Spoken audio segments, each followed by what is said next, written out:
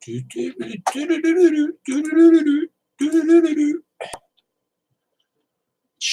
choo choo choo choo choo choo choo choo choo choo choo choo choo.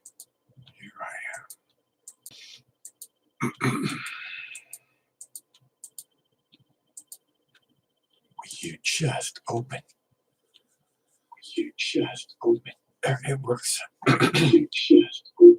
It works. You just open. Getting into an endless loop there. Hey everybody, thanks for showing up. Are we having any fun yet? My name's Mike. This is my YouTube page, Mox News. And we're trying to get a regular daily call-in show going. If you're new to Mox News, there are well over 10,000 videos on this one page. So be sure and take a good look around because there's lots to see. The call, if you want to call in, the number is 805 Mox News, not 800, 805. 805 Mox News. Okay, got it? It's 805-669-6397. Choo choo choo choo choo.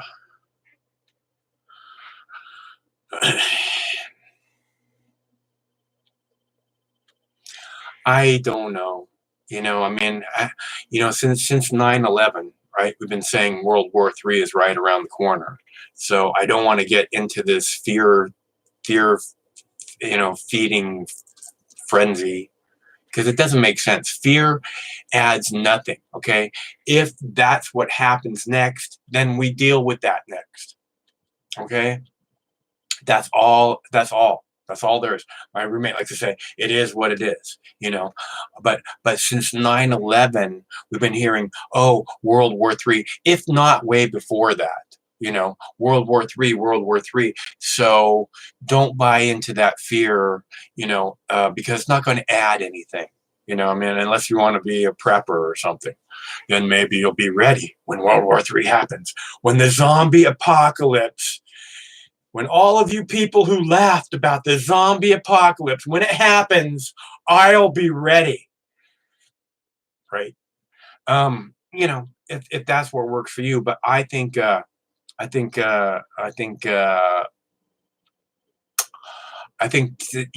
that fear on a daily basis is some kind of programming that powers that be really want. The whole duck and cover. We can be vaporized in 35 minutes, and there's nothing we can do about it. So duck and cover. Caring. I got that from the time I was, I really, really young, 4 or 5 years old, maybe younger, and added nothing to my life ever, so I really don't recommend that you buy into the whole, winter is coming, because like I said, I've been hearing it forever, since I was little, and I think that as I look around, I don't see anything really massively having changed.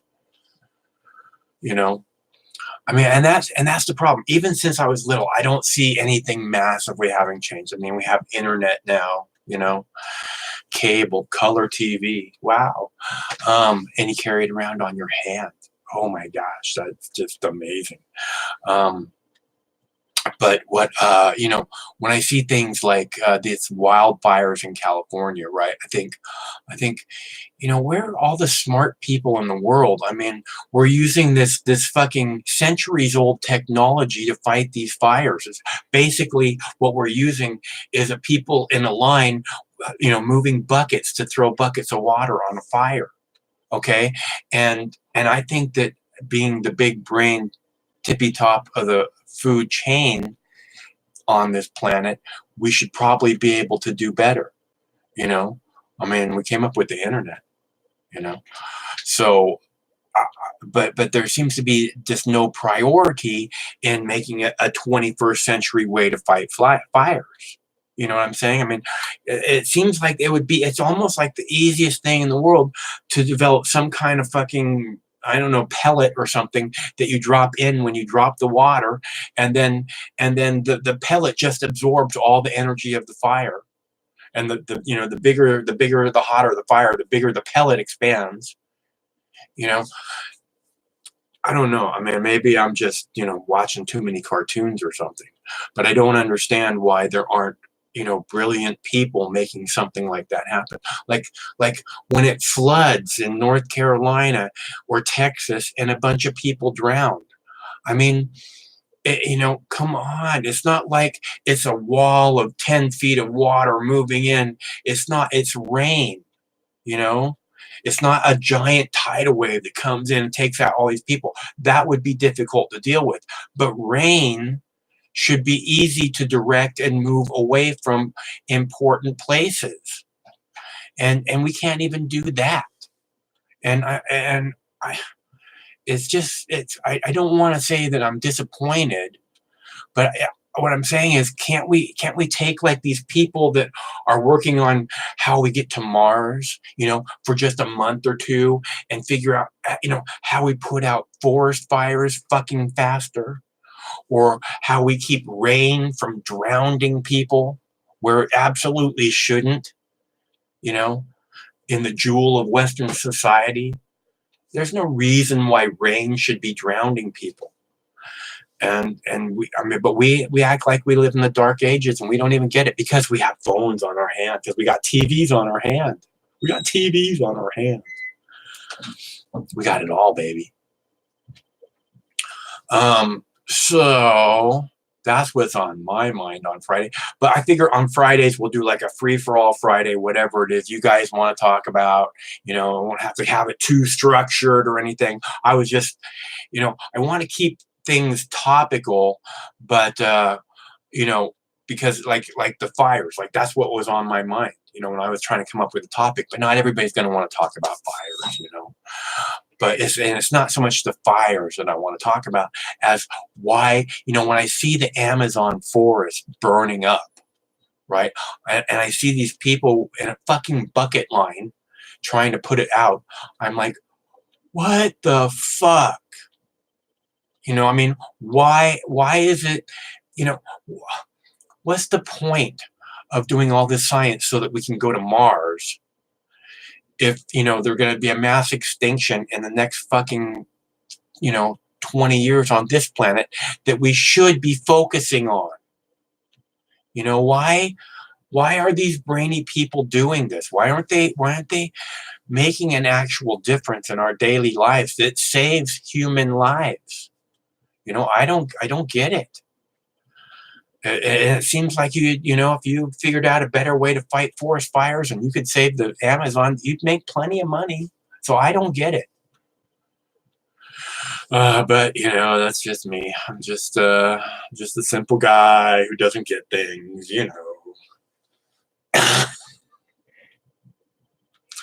Hi, everybody. My name is Mike. This is my YouTube page, Mox News. Thanks so much for tuning in. It's always nicer when you're here.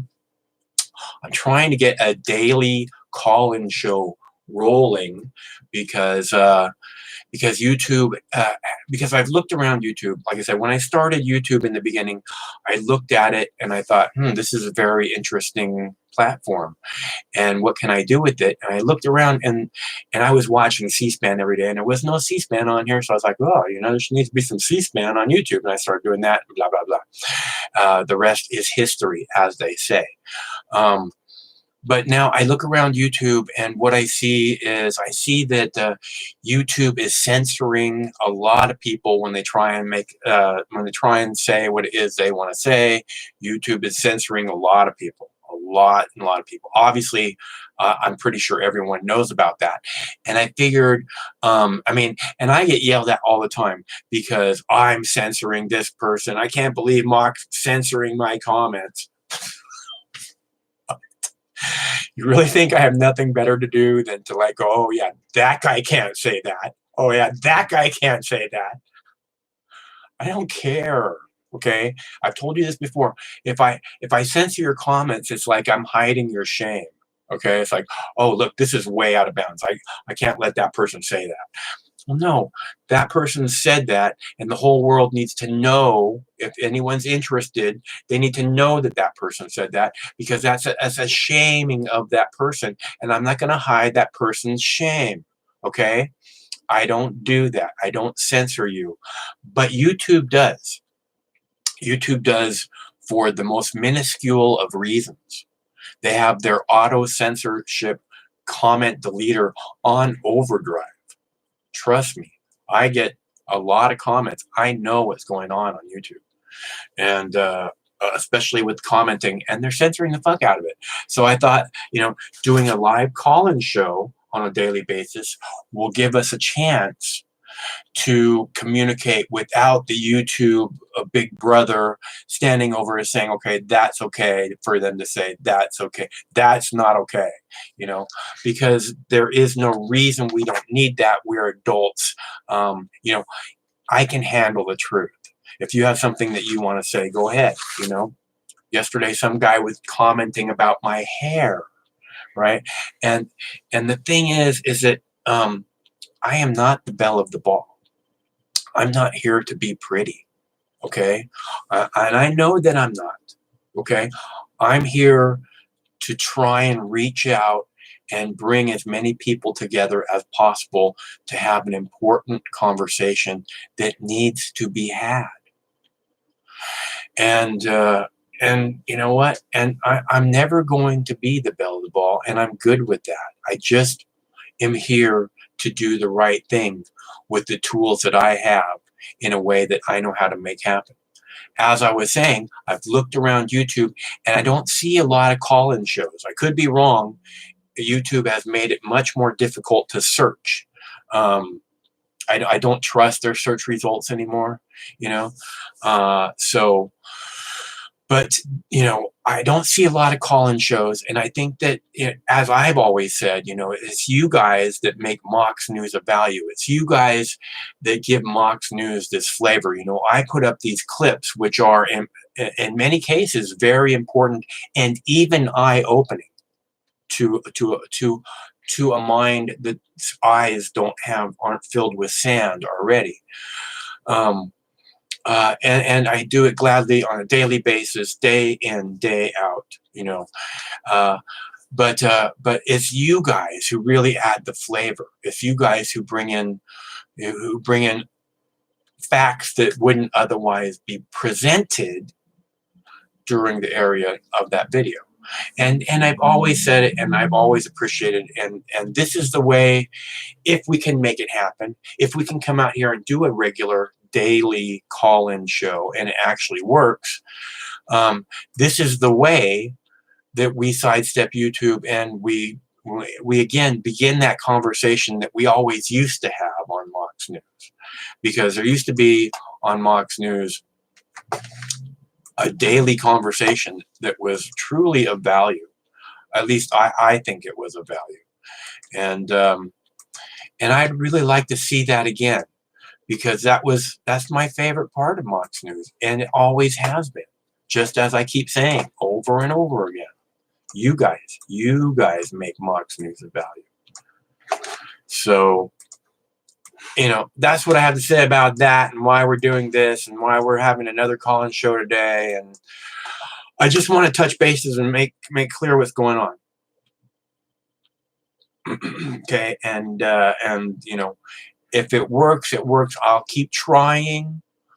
I'll keep trying, and I'll keep trying, and we'll make something good happen eventually, as we have in the past, and as we do on a daily basis. But I'm here, just to reach out to you guys and say, all right, so, what's on your mind? And I told you where I'm at. I told you where I'm coming from. And I appreciate you guys showing up. It's, like I said, this whole endeavor is just completely meaningless without you. That's how much valuable you are to me. The whole endeavor is just completely meaningless without you. And like I said before, You know, Mox News survives solely on contributions from good people like you. And that's the way it's been from the beginning. I've been here for 16 years. And well, actually, I had a little bit of a bank account when I began. Um, and, and, and you guys have always, and I'm still here. So if I'm surviving because of you guys, and that's how important and valuable you are to Mox News also. So we know, because it's just because of you guys that I am still here. Without you, when I say, if you don't give something back, no one will, I mean it. Because I go days and days and days where no one gives anything back. And every day I give. Every day I'm out here. So, and it's where I want to be, and it's what I want to be doing. Because if it wasn't, I could make a lot more money doing almost anything else. But I'm waiting. Something really, really big, really, really important is about to happen. Something that's going to change the course of human history is about to happen.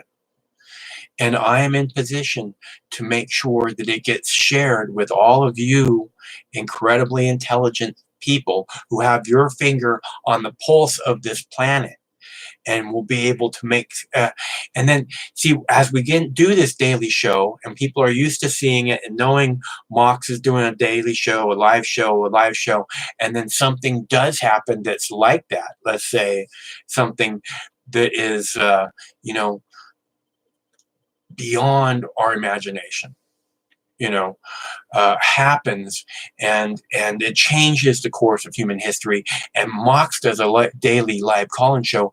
Then we'll all be able to come and say, hey, this is what I'm thinking about what's going on with this thing. And man, it's really just, and I'm so glad you're here. And I'm so glad that I can hear everybody else and what they're thinking. And you know what I'm saying? This is something that's truly of value if we can get it going and actually make it happen and keep it being a daily thing. At least that's the way that I see this. So I really hope that you guys will support my efforts and say, hey, you know what? I'm going to kick down for a pizza for Mox because I do want him there. And if some major event was to happen, I would love to see him on the YouTube live, taking phone calls from people and people addressing things that I didn't even know was going on. That's what I see as a possibility of a live phone call-in show here on the YouTube on Mox News. Now, I may just be, a dreamer. I've been called worse, and I probably am a dreamer. But I see it as a valuable tool. If again, let's say at the beginning of this, we started talking about we're on the verge of World War III. If World War III was to actually kick off, then I can get on the YouTube. You guys will know that I'm going to get on the YouTube. We're going to do call-ins. We're going to talk about World War III having had begun, or whatever it is that is actually affecting our lives, because there's a lot of things affecting our lives, but there's so much that it's like whatever, because it's almost like we have no control over it. The Turkey's invading Syria, Erdogan up there saying, don't you call this an invasion, Europe, or we'll release all these refugees that we have. We'll release 3 million refugees and we'll say, go that way, straight into Europe. I mean, that's like, that guy is just a horrible human being. Although taking in 3.4 million refugees does seem like a pretty humanitarian thing to do. But invading another country doesn't seem very humanitarian, and slaughtering these people, so again, what I can't understand is why no one has had Tulsi Gabbard on their TV show to talk about the Syria-Turkey thing. because they all want to put her down on Syria and say, "Oh, you're buddies with Assad," and they could, and this way, when she goes, "Oh, well, I think it's a good thing that Trump is pulling the troops out," which is not what she's been saying, by the way. But which they'll try to paint her in that corner because she says, "Oh, well, all the troops have to come home," right? Um, uh, but no one will bring her on. And you know why? Because she'll immediately turn the tables on them, which is what I keep telling you. She cannot be beaten in a debate. So she'll immediately turn the tables on them and say, "You people are just war. You people in the media just cannot get enough of war. You can't. You want more war all the time. You encourage war. Anything the Pentagon says, oh, more war. Yeah, here's more war. We need more war." And you do, people in the media. And it's time to bring troops home or whatever, but that's not what she's saying. But you would think they would want to paint her in that corner, tell us all about how you're buddy with Assad again, because they love doing that. And yet nobody has had her on, as far as I can tell. I can't find her anywhere in the mainstream media at all. Not that she knows anything about Syria or U.S. troops. She didn't know anything about that. So why would they have her on, right? I cannot figure that out. Why? I mean, this is just like, she's like the person you want to hear. She's the only person talking about Syria in the Democrats in the campaign, unless they're asked about it. She talks about it regardless. She has plenty to say about Syria. So I do not understand why they're not having her on. Or of course I do. There's like a kind of a media blackout on her because she doesn't play the game the way they want her to play the game. She calls people out. She destroys people, like Anderson Cooper. You can look on the Mox News, and we have plenty of interviews with her where she just destroys these prostitutes. Anderson Cooper. You know what? No one has called. Okay, nobody. No one has called. Operators are standing by. You don't have to call. I'm just saying. This is a call-in show. But I came out here and I did this because, again, all the reasons that I already stated. I'm here to make this happen and it to be a regular part of the Mox News now. And I'm pretty much, my cold is pretty much gone. Just the touch of it that I'm having trouble kicking, but it's going to be gone like next week. So, and next week we'll do 4 or 5 days, probably 5 days next week, because what really needs to happen is just needs to be a regular part of Mox News. So you guys know it's going to happen, and then we'll just get more and more people. And regardless if people call, if whatever, they do, they don't, I'm here making it happen. And then when there is a big event, when there is a big event that happens, I'm sure you'll all have plenty to say. And you'll know where to come to say it. And that'll be a cool thing, as long as I can stick it out and be here and, know that I have your support to continue to make this happen. Because without your support, it ain't going to happen. It's that's the way everything in the world happens, is that people get support from other people to make it happen. In case you don't know that. So, and I make it happen every day here at Mox News. And if you guys could give a little something back, if you could kick down for a pizza, I love pizza. If you could kick down for a pizza, that would be awesome of you. Or if you want to call, you can call. Again, I want to keep this going. Even if you're not calling, even if not whatever's happening, you can hear that I have a reason for doing this. Okay? If something is about to happen, as I believe it is, I believe something really big is about to happen. I don't know that it's World War III. I don't know what it is, but something really big in the course of human history is about to happen. okay? And I'm here, and I'm going to continue. And I've struggled and struggled and struggled to stay here and be here. You guys know it's been nothing but an uphill battle fight for me the entire time. And I'm still here, and I got a page with 116,000 subscribers, which would have a lot more if YouTube weren't deleting the subscribers and unsubscribing people left and right all across their entire platform. But, and if they did the searches fairly, which they're not,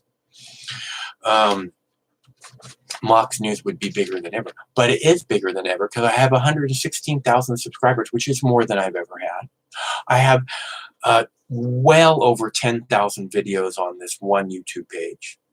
I'm here. I'm kicking ass. And now I'm doing this because I think, again, as I've said, this could be very important.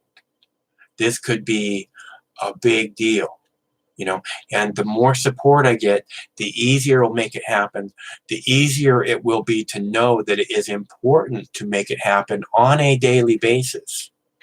Because not only do I think it's important, my viewers think that it's important. And they've made that clear, even if they're not calling. It's 805-669-6397 if you want to call. You don't have to call. It's cool. It's cool. I'm here. It's cool. It's cool. I just do this and just ramble on, you know. Maybe I'll start singing. Would you like that? Want to hear a tune? No one wants to hear that. No one wants to hear that. I was thinking about, I need to make a pot of cannabis butter. And I was thinking about making an instructional video on how to make cannabis butter. Would you guys like to see an instructional video on how to make cannabis butter, or at least how it is that I do it? Would you like that? Because I would be happy to do that for you. Yes? Okay. Well, then we will make that happen in the next week or so. And that's another thing, is I need butter. Butter is expensive. You know, I was telling you I can't afford dirt. If I can't afford dirt, I can't afford butter. So, again, I want to make these things happen. If this is what you guys want to be making happen, I will gladly do a butter making video. But I got to go buy about like 5 pounds of butter. Or at least 3 pounds of butter, minimum. So, if anybody wants to kick down for that, I will start making butter tomorrow. Or pizza. Well, pizza money is pizza money. Butter money is butter money. You know.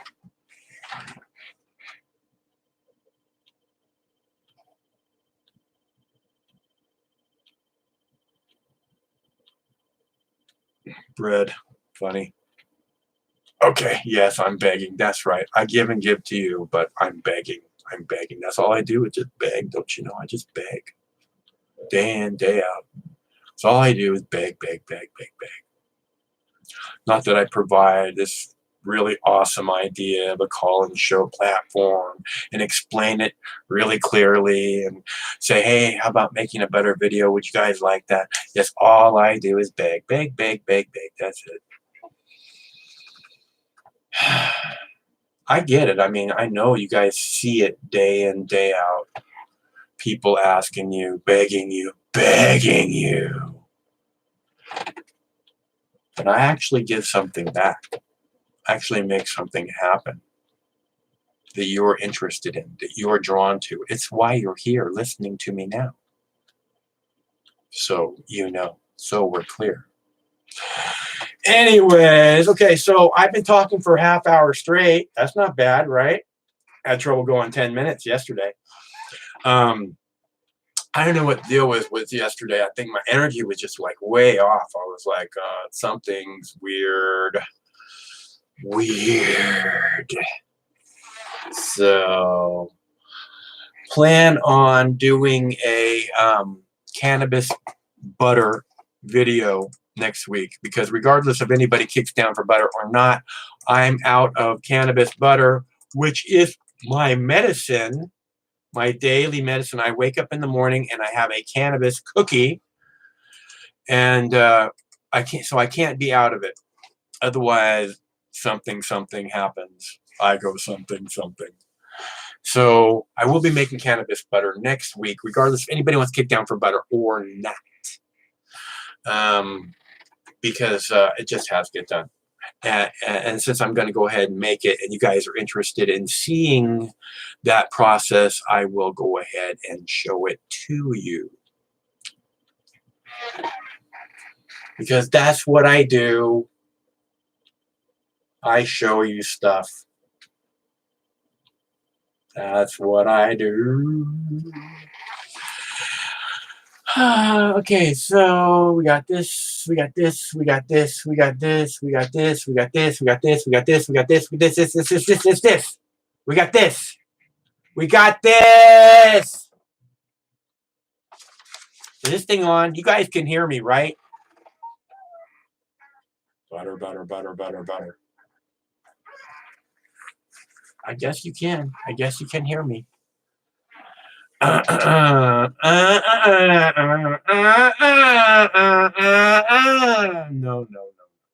Come on, you guys. All right. Well, okay. I'm going to go find something to do then, I guess, but no. Mox News is here. Mox News will be doing a daily call-in show, so that in case there is something that you actually would like to talk about, today's a free-for-all. Friday's going to be Friday free-for-all, right? So you can talk about whatever you want. But, we'll try and do a regular topic I'm just going to try this. I'm going to try and get a regular show going so that when there is big stuff happening, we can talk about it. When there's stuff you want to talk about, Mox News is here to talk about it.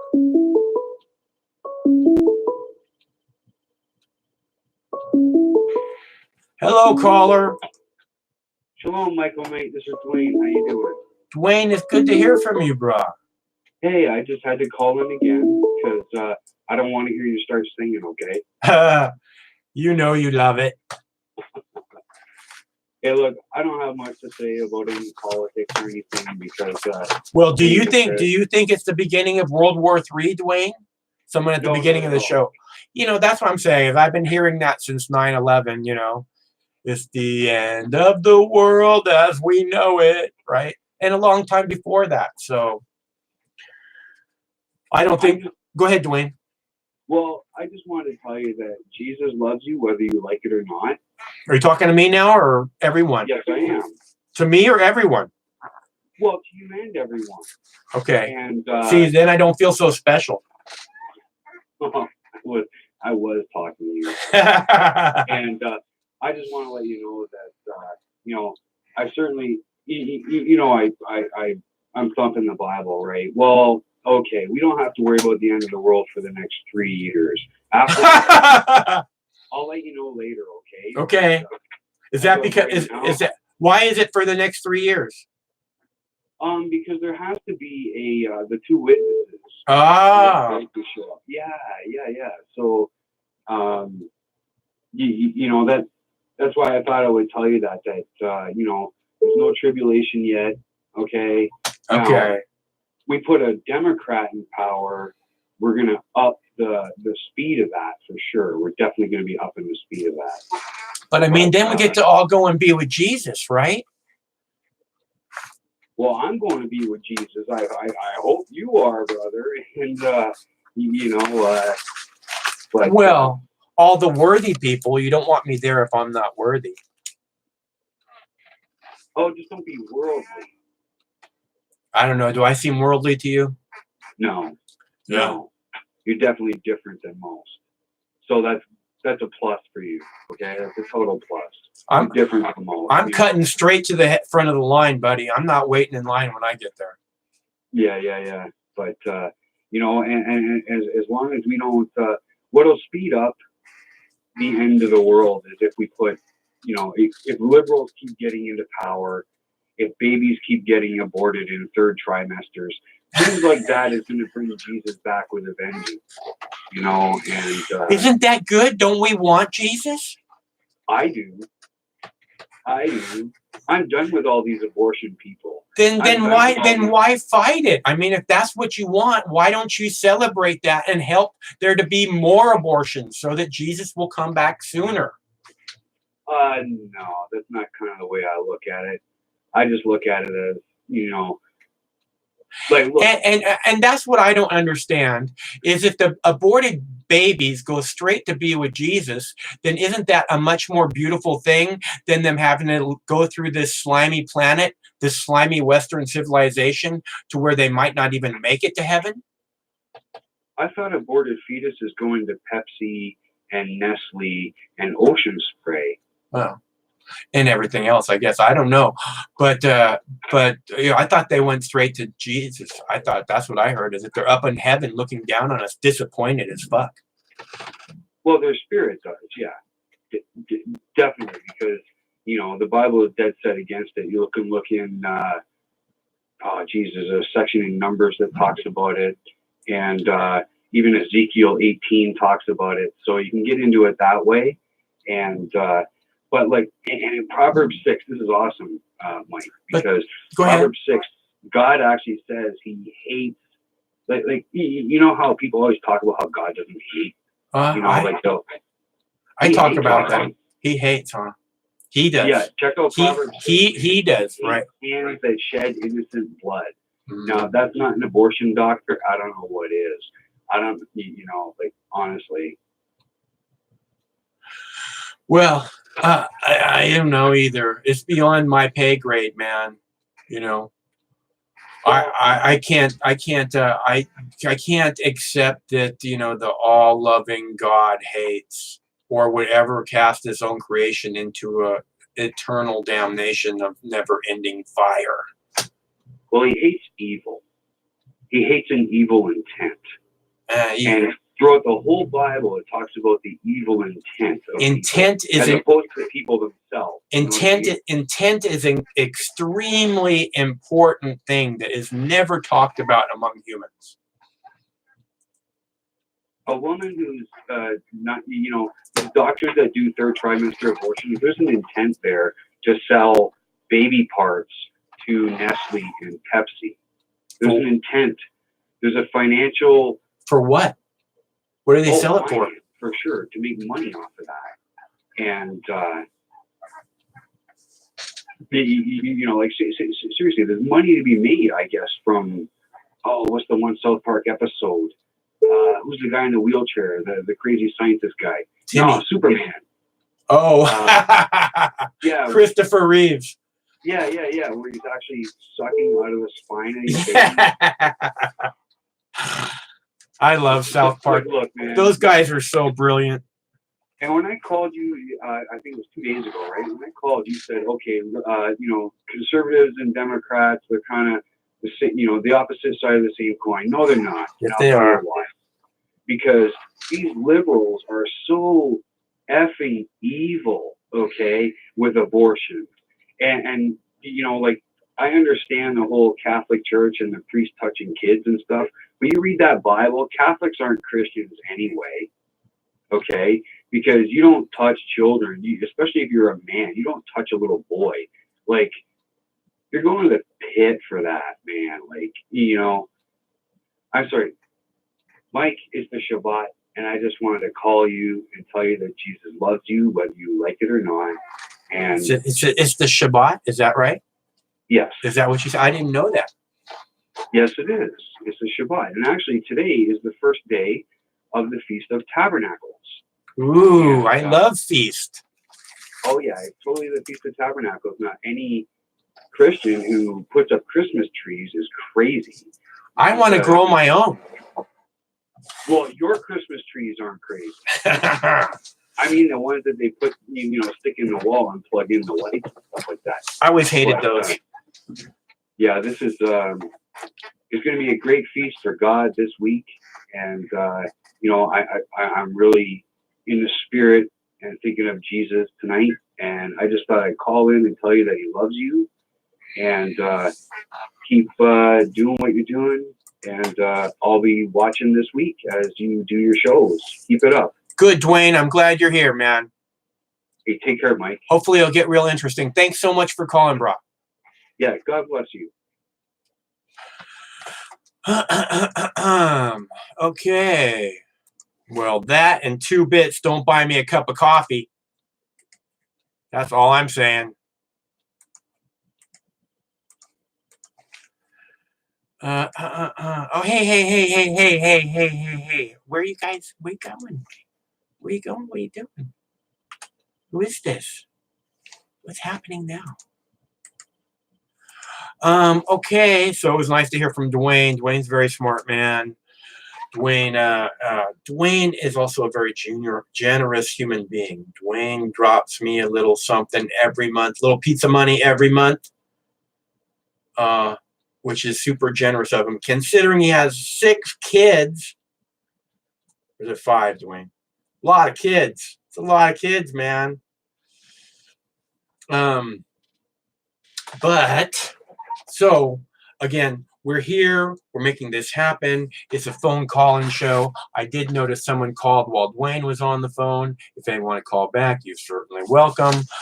Telephone number is 805-669-6397, 805-669-6397. Like I said, the phones are open. Hello, caller. How are you? Hey, brother, how's it going? All right. How are you? Not too bad. Hey, you just have a guy on there talking about the feast. Yeah, I love Feast. Right, and you were talking about, you're saying something's getting ready to happen. Something's getting ready to happen, I think. Something big's going to happen. Well, in the Bible, you know, it speaks about when things happen, like every 2,000 years, all the big wars and everything, they happen on the Jewish feast. Is that right? Yep. I did not know that. Look in the histories. I believe something's getting ready to happen. I'm the guy that put in Watch Damascus. Damascus is supposed to be uninhabited. That's too bad. Damascus has a real interesting history. Oh yeah. I'm the guy that I just posted on there. The generation that sees Israel become a nation again, that generation will see the second coming of the Lord. Is that right? That is right. And that generation's almost up, brother. Yeah, they're not going to be around much longer, huh? No. Yeah. So it could happen any day, is what you're saying. Pretty much. There's supposed to be a war in heaven. People think it's gonna a war in heaven. Yeah, in the heavens. In the heavens. And when they speak in heaven, they're talking about space. There's 3 heavens.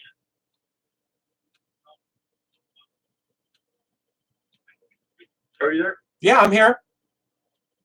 Anyway, I just wanted to call you, and we're going to start having a group meeting over here, probably on Friday nights, to get with you.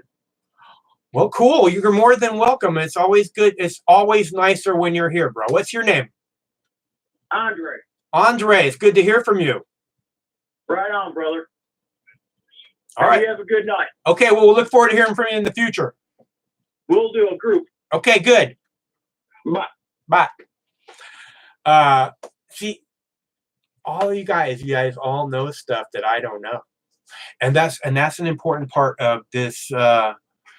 That's what I've always said about what makes Mox News interesting, is that you guys all know things, and if we can start the dialogue, then we'll all start to share these things that we know, because that's what YouTube is doing.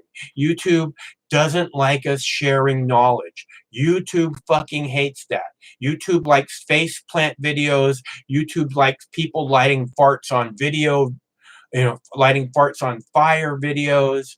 YouTube, Google is garbage. YouTube, the management at YouTube is garbage.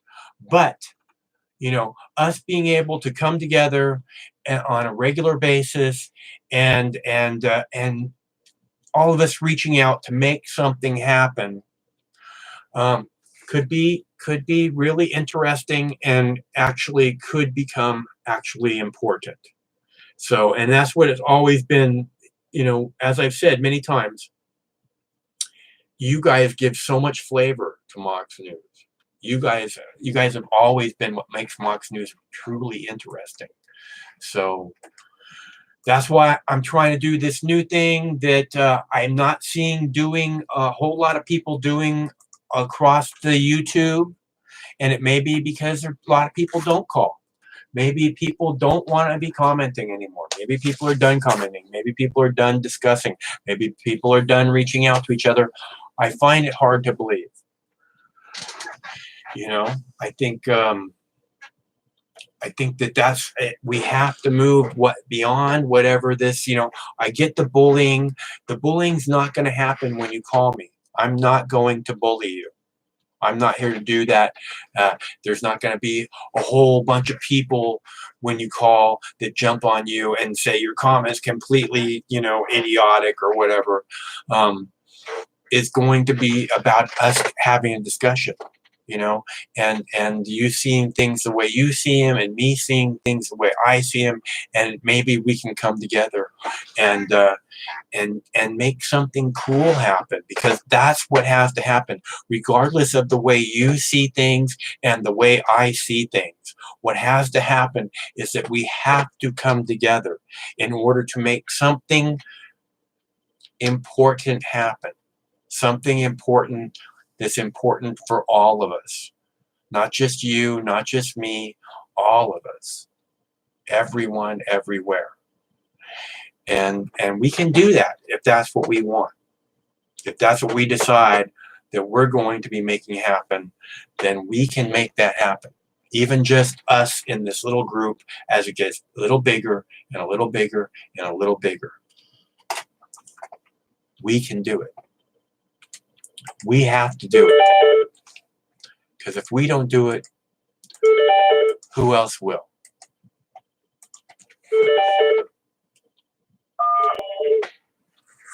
Hello, caller. Oh, Hello. hey, Mark. What's up, brah? Beer. Beer? Hold my beer. Hey, it's good to hear from you, brah. Yeah. I haven't seen you in the comments for a while. A couple days ago. I called a couple days ago. Oh, did you? Yeah, I was a little drunk though. A man's got to do what a man's got to do. So yeah. What do you think a call-in show is a good idea then? Huh? You think the call-in show is a good idea? I do. Excellent. I wish there were more people watching. Well, I think there will be, like I said, as we continue to do it on a regular basis, and people begin to know and understand that it's going to be a daily thing that they can tune into. I think it will expand a little bit at a time. Yeah, I think this Walco guy is making a good point. He's an awesome guy. Yeah. I don't know what to talk about. Well, do you think World War III is on the way? No. No, me either. I mean, I don't know. I don't know what's going to happen tomorrow. That's what I always try and tell people. You don't know what's going to happen tomorrow, and that's a good thing. You really don't want to know what's going to happen tomorrow, but hopefully it'll be a beautiful day. I'm sure it will be. So you're in Washington, right? I'm in Seattle. Seattle, yeah. Well, I'm in California during this whole power outage. Oh crap! Are you affected by that? I'm right in the center. So I have power. Okay. That's crazy, man. It's like we're living in the 1920s or something. I don't know why they don't bury the line. Because it costs money, right? I think that, Well, they bury water and oil. yeah, I don't understand why we're not, again, all this stuff needs to be headed towards a 21st century view. Really, we should be looking at a 22nd century by this point. You know, we want to have a 22nd century perspective of what kind of infrastructure we want to leave behind for the people that are coming up, because we're going to start a project now that's not going to be finished for probably 50 years. So we don't want it to be antiquated by the time it's done.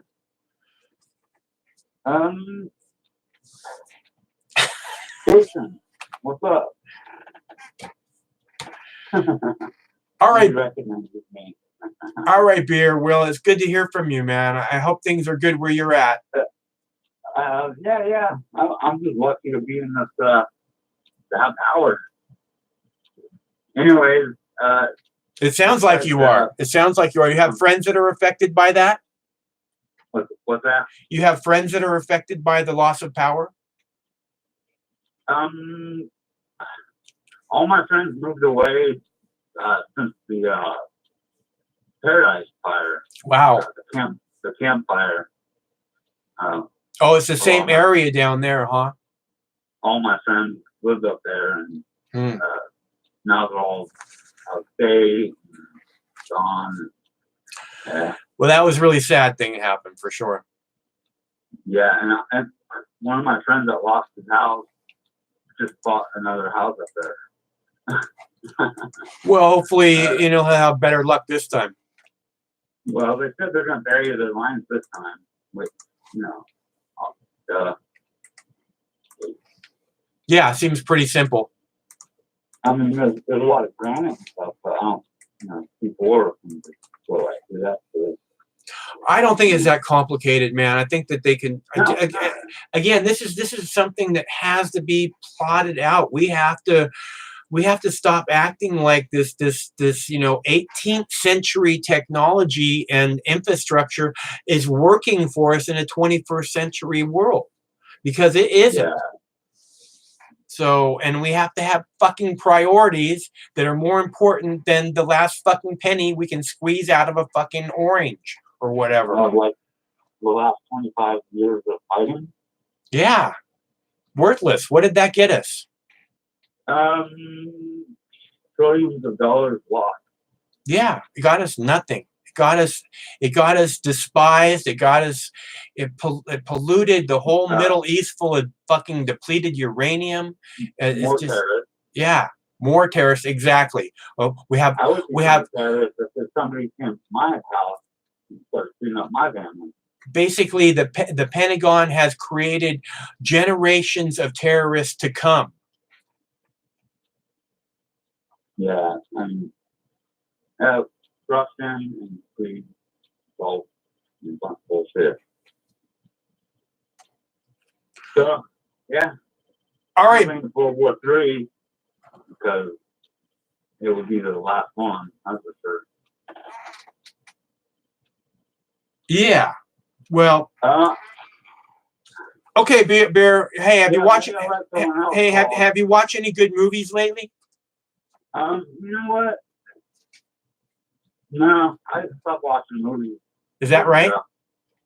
Stop watching movies. Wow, I should do that. I don't know if I can. I don't really want to. Rehashing the same story. You know what? They don't come up with anything new. I watch mostly older movies. Yeah. No, I got collected.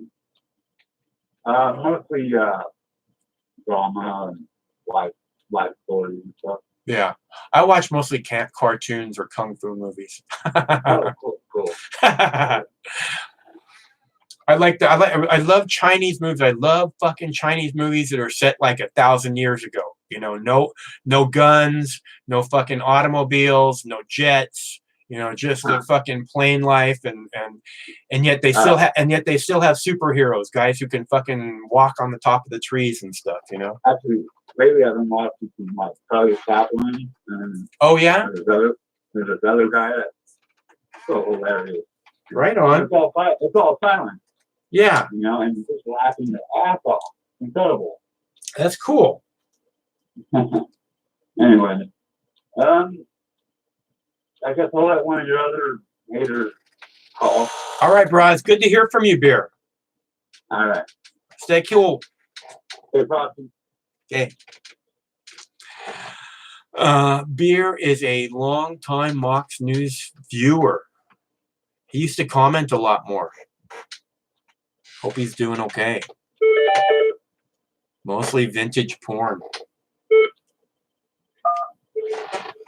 Okay, caller, how are you?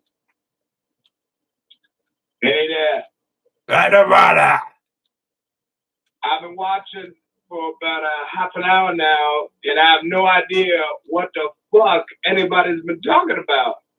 Kind of jumps around. It's Free for All Friday, man. We're talking about everything.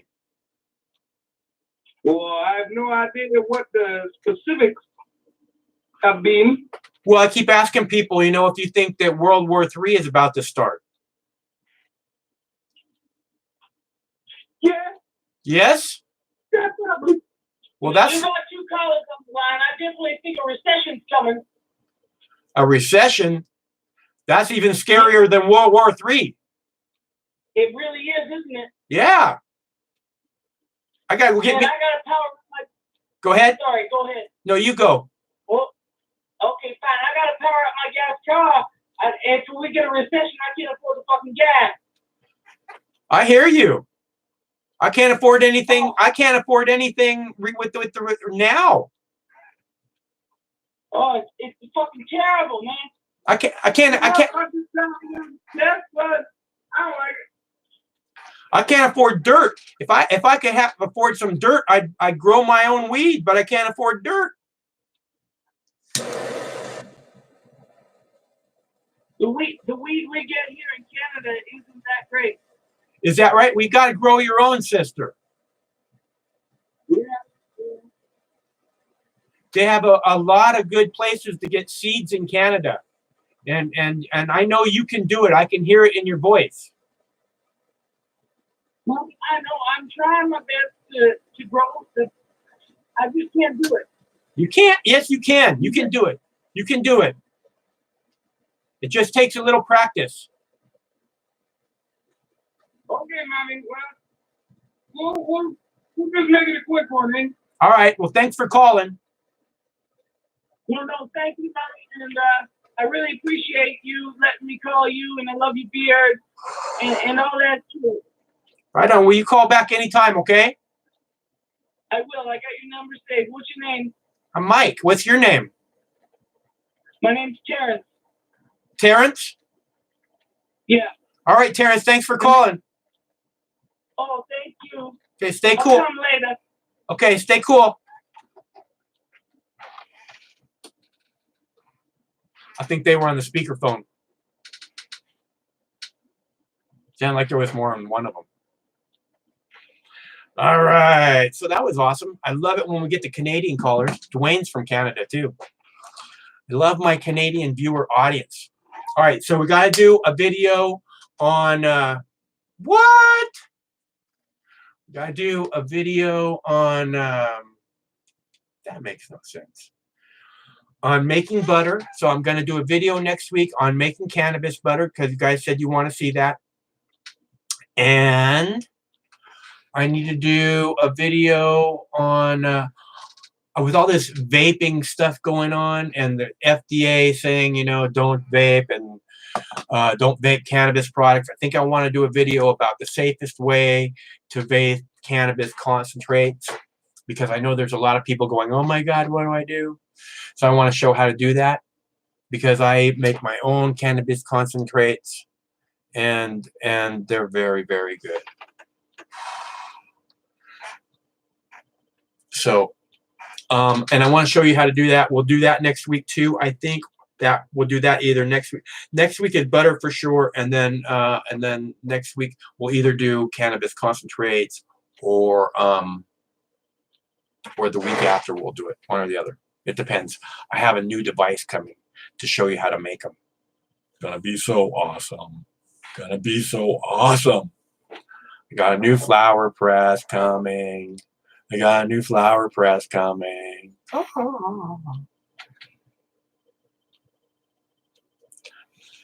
Okay, so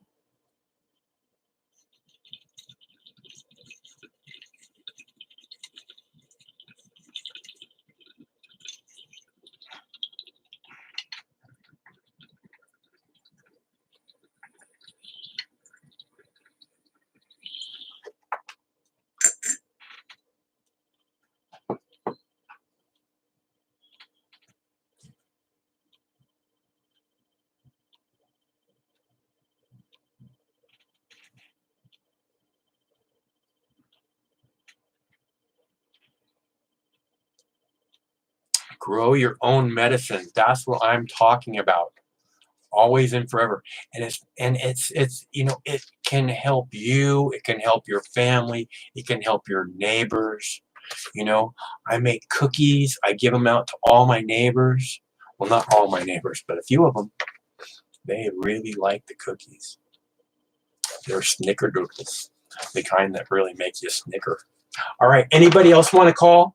Because if you want to call, I'll stick around and we'll do this a little bit longer.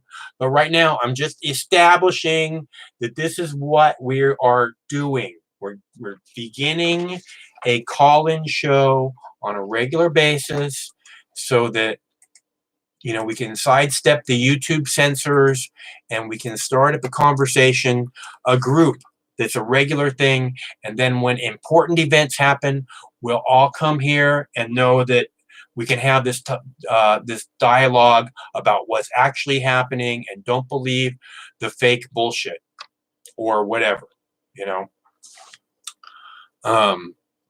Whatever, you know, I mean, it doesn't have to be, I just hate the fake news now, you know. I hate those words. I want to like block on the comments. You can block things from being said, which I haven't blocked anything. In fact, I've removed a few things that YouTube automatically adds in there, but you can like censor certain comments, certain phrases, certain words, and I keep wanting to, you know, block fake news. You shouldn't say that because that degrades what we're actually looking at. What we're actually looking at is not fake news. It's actually propaganda. It's a agenda-driven propaganda with a very fucking evil agenda. And to change that from evil agenda propaganda to fake news is letting them get away with doing evil. Instead, because Jon Stewart used to call himself fake news. You know, I'm fake news, you know, and, you know, meaning it was a joke. It's joke news. But, you know, the mainstream media is not fake news. I mean, and when you call it that, it's like you're comparing it to Jon Stewart, but that's not what it is. It's this evil agenda thing that needs to be called out and held accountable. And many people in the mainstream media should go to prison because war propaganda is considered an international crime, an international war crime. War propaganda, spreading information you know is false in order to further a war, is a crime. So these people, Don Lemon, you know, Jake Tapper, all these people do that. You know, Wolf Blitzer, that's what they do. They are international war criminals who belong in prison. So we're clear. And to call them fake news is to let them get away, is to act like they're a comedian like Jon Stewart. You don't want to do that. Don't use that phrase because you're wrong. It's much more evil than that. And I'm just saying. Okay, so I guess we're done calling then. It's 805-669-6397. In case you want to call, I'm here. But I'm going to give you 60 seconds. And then it's out of here. Hitting the high road. Down the highway. Gonna go do this. Oh, there was another. Let's see. There's another. Yeah, I got a Donald Trump freaking rally to get done. So That's what I really got to do. All right, so got to go post the Donald Trump rally, and I'm going to go make that happen, and then I'll see what else there is on the international news that looks like of value, and try and, you know, let you know if there is anything. Otherwise, I guess we're done. I guess we're done here. But thanks so much for tuning in, because it's you guys tuning in that gives this of value. It's you guys calling. It's you guys. It's us interacting that makes it worthwhile. Without that, without you guys, it's like there's nothing here. It's like if you guys don't give something back, Mox News is weaker. But when you guys are there and you guys give back, Mox News gets stronger. So if you want to support this effort, if you like the idea of me doing a daily TV show or daily call-in show where we can all touch bases when you feel like it, or when you feel it's important, then I will be here. But you should give something back to let me know that that's a good idea. You know, you should, for encouragement, because otherwise then I'm doing this and no one's giving anything back, and it's like, is this a good idea? Should I keep doing this? Or am I just wasting everybody's time with my fucking nah. Because I don't mean to waste your time. I really do not. That is your most valuable resource, much more so than money. So we're clear. All right, so nobody called in the 60 seconds that I gave you to call. I went an extra 60 seconds too, and then some. So I guess we are going to go do Donald Trump rally, and we will be doing this again on Monday at, it looks like 6 p.m. I don't know, now they're saying 7 p.m. I don't want to get too late, because at 7 p.m. you're getting on my East Coast, or some of my East Coasters bedtime. And if there was something, I want to make sure that we're getting an early audience. I may actually have to do something earlier in the day too. So, because I really do think this is a good idea. And I really hope some of you guys think it's a good idea. And I really hope some of you are like encouraging me, or wanting to encourage me to keep doing this, because I really think it is a very good idea. And I really do think we could make something very interesting happen, but I can only do that with your support. So please give something back. Okay. And still, so we'll do this on Monday at 6 p.m. I don't want to get too late in the day. But we'll do this on Monday at 6 p.m. Are you fucking with me? Are you fucking with me? Caller, are you fucking with me? Hello, Hello? I'm on. Hello, caller. It's Pazuzu on You're Pazuzu. You're Pazuzu. there. No, I'm not Pazuzu. I You're probably got some Pazuzu DNA, but what's up? well, it says call now 805-669-6397 Friday free for all moxnews.com. Bam! 18 Martin. You got it all. Do it. What's that? I said I thought I'd join you. Well, good. I'm glad you did. What is your name? Oh, I better shut that off. Okay, here. Boom. My name. Well, let's see. My full name is Brian Dennis Dupont Francois Onizifar Arthur Bloshine. Have you called before? I don't think so. Okay. The name sounds familiar. It does? Of course. Well, I'm also known as Zagros, King of Elsland. Well, I live on Elsland. You know about Gesundheit. geocaching? What's that? Geocaching. Geocaching. Oh, sure. You do that? Is that your? Yes. Is that a hobby, or you do it That's professional? my handle there. I'm known as both King Zagros and Frenchie, the gold miner. Right on. Sounds Hey, awesome. let me see the bottom of your beard. I think my beard's a little bigger than yours. Yeah, I just got you beat by a few stragglers that you cut off. I don't cut anything off. Oh, yeah. Nah. I got you beat by about 2 inches. Well, it's not a pissing So, contest. what do you think about the CIA versus Trump and Truth? CIA versus Trump? Yeah. You say truce? But on the other hand, NSA is in a death battle with the CIA. They are. NSA, Q Army, and Trump are in the same battle. Is that right? Yes. So they're Same all. battle that I started. I didn't start it. I joined it back in 1969 when I saw that my skills contributed to the carpet bombing of this beautiful little island. And sounds like a serious wake-up call, huh? It started it.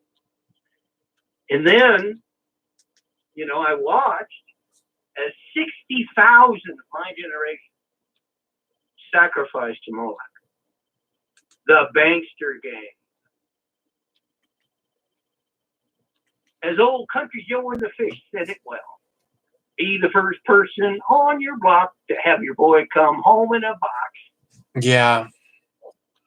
See, but Trump sees through that. No more wars for Bankster.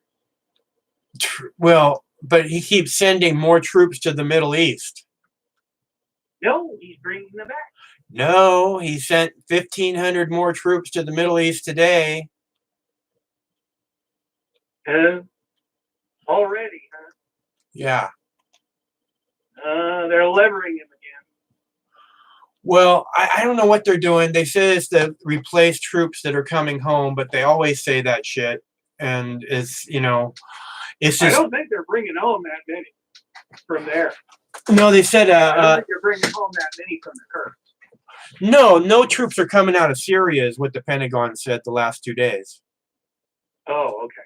They said they're just repositioning them so that the Turkish military can move in and slaughter. Have you followed Kurds. the Syrian girl over the last 5 years? Oh, I don't know. No, I don't know what Syrian girl you're talking about. She's a Syrian lovely girl who's in her 20s who just started broadcasting the truth. She saw through the CIA.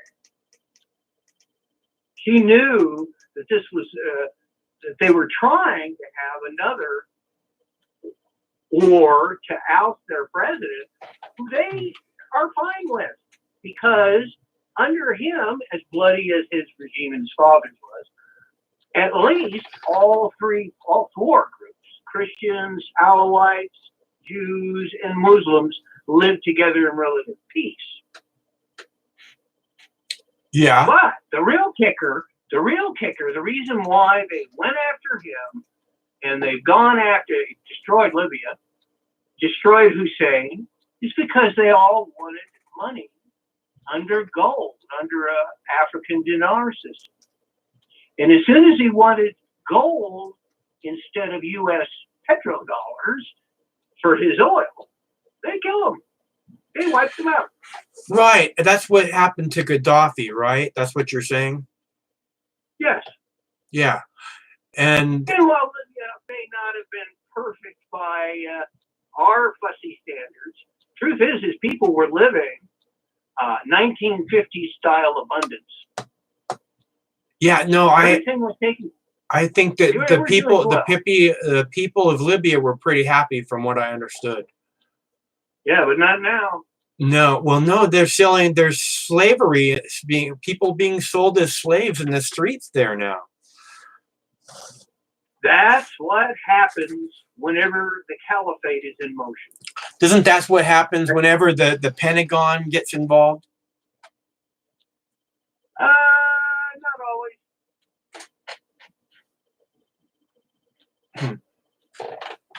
I mean, we got to face it. As long as we have a standing army, there's going to be forces trying to make us into an empire. We have to stop the fiat money system. As long as there's fiat money system to fund bankster wars, the banksters are going to force it. Always have, always will. We've got to break the central bank. Okay. I think that you're probably right about that. I think that a lot of people, I mean, that's what Ron Paul was saying over and over again, you know, and there's, you know, he seemed to be a very wise guy when he was around in the Congress. I'm proud to say I'm one of the 12,000 write-in votes in California for Ron Paul. Nice. And I've never forgiven the Republican Party for what it did. What they did to him was criminal. And look who they gave us. Yeah, the Republican Party, he won Iowa in 2016. Was it 2016 or it was against Mitt Romney? So it was 2008? The 2000 I think so. 2000 no, it's 2012. He won Iowa. And then, and the Republicans refused to announce it that way, and then like months later, they admitted that Ron Paul won Iowa, and that's where it all starts, you know. Another thing I tell people: Trump is not a Republican. Trump is not a Republican. He's not really a libertarian. He's kind of what a libertarian aspires to be. Because he knows how the big machine works. Trump's a plutocrat. Trump loves power. He loves corporate power. He loves anything that has to do with power. Okay. Well, what are the two things standing side by side on each side of our house? They're on the dime. What's that? What are the two objects on the wall of the house? You're standing, look at the Congress. On the wall, you see two column-like things. They're a symbol. And the symbol is a bunch of rods tied together with a swirly power of ribbons. Okay. It's called a fasciste. A what? A fasciste. Okay. It is the core root word for fascism. What does it symbolize? All the rods symbolize the powers within a country. You could say the corporations that are able to do. When you tie them together and give them authority, they're unbreakable. And that's what America is. It's true. So we are, by our own symbology, a fascist nation. However, we need to stop empire, period.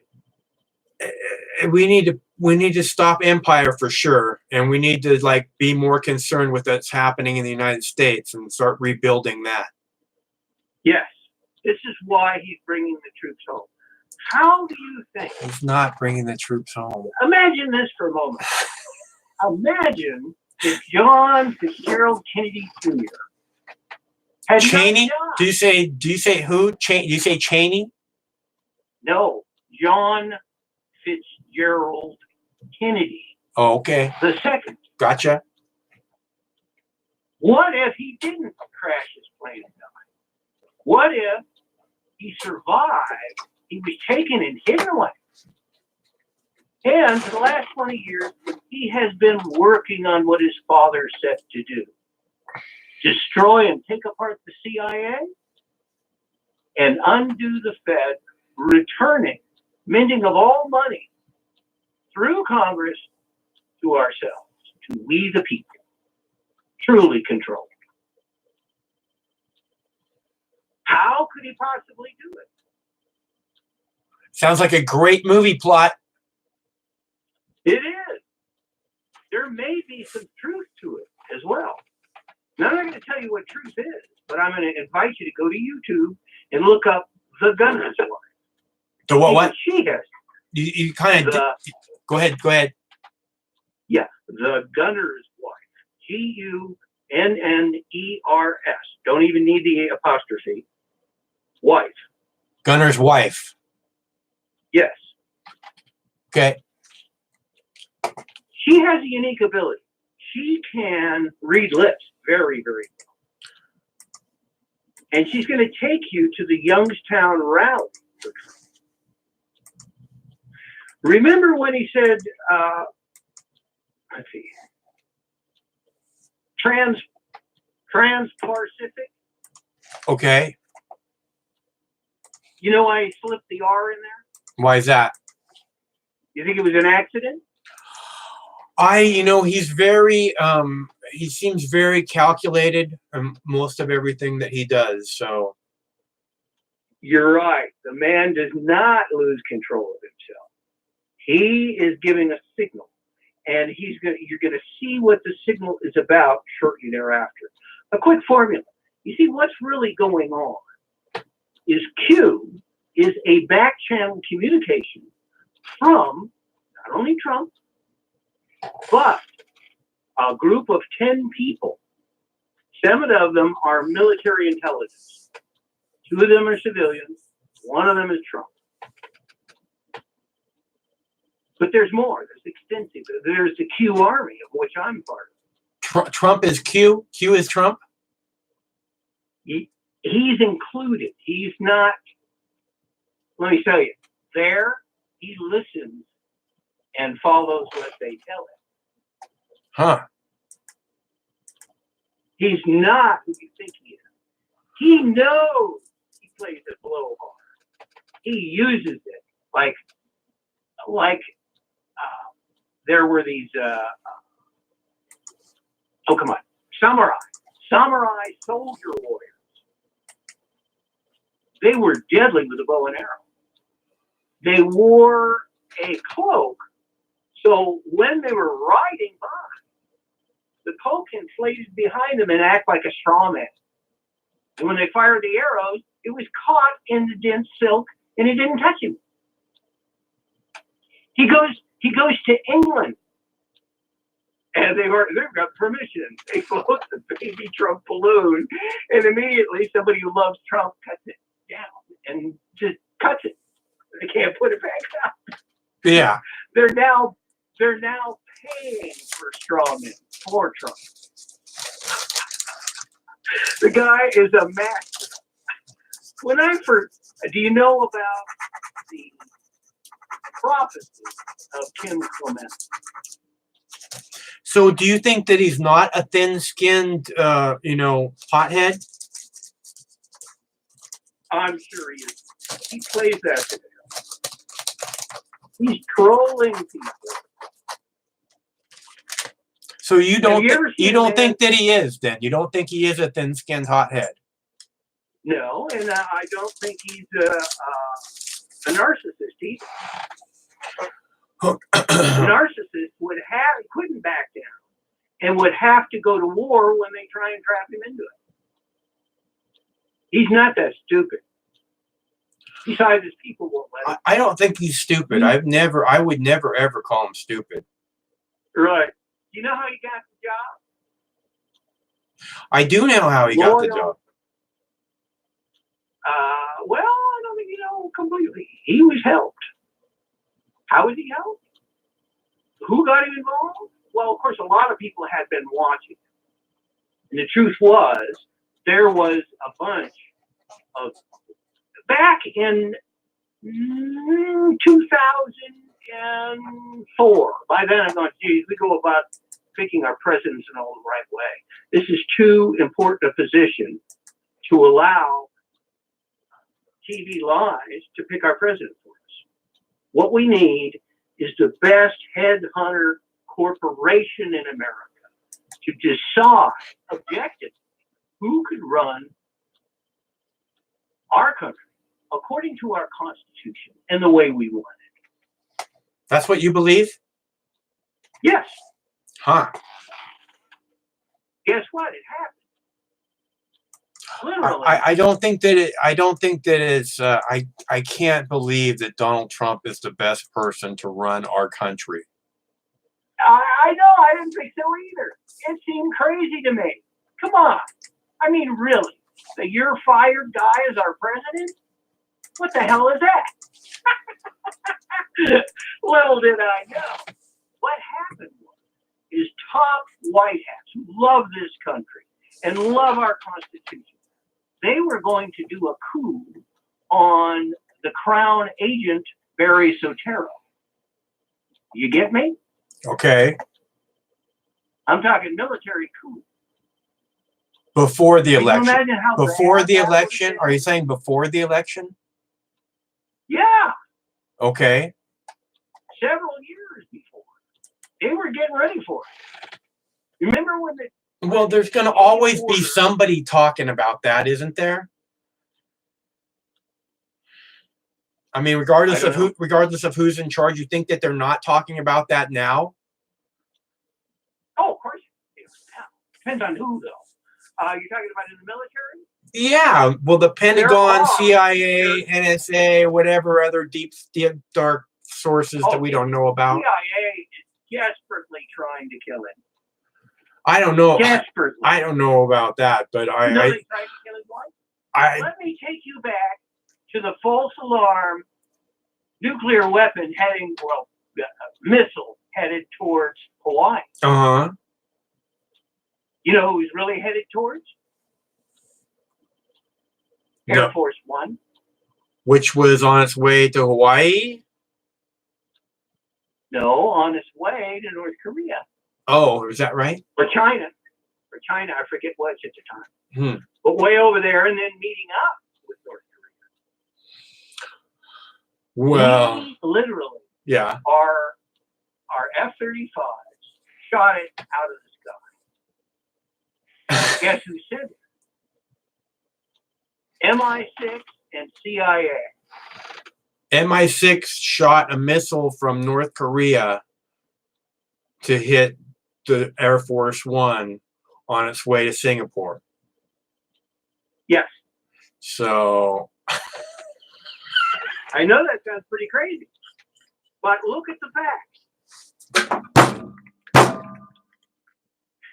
I'll let you recover. I've done this myself. I have done this myself.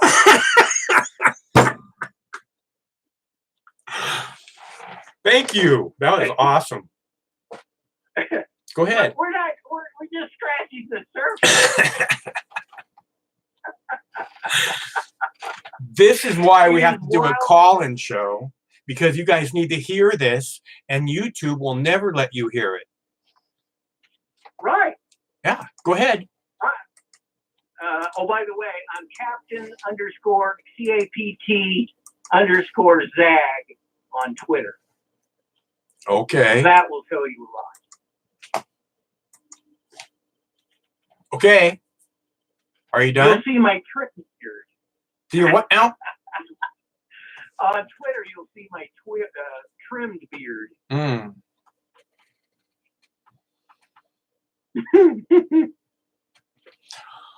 All right. Well, were you going to add something else, or it seemed like you weren't finished there? Yeah. Okay, go ahead. Back to North Korea. When he met with North Korea, and of course Kim Jong-un tested him, and he was just very matter of fact about it and let him find out the truth.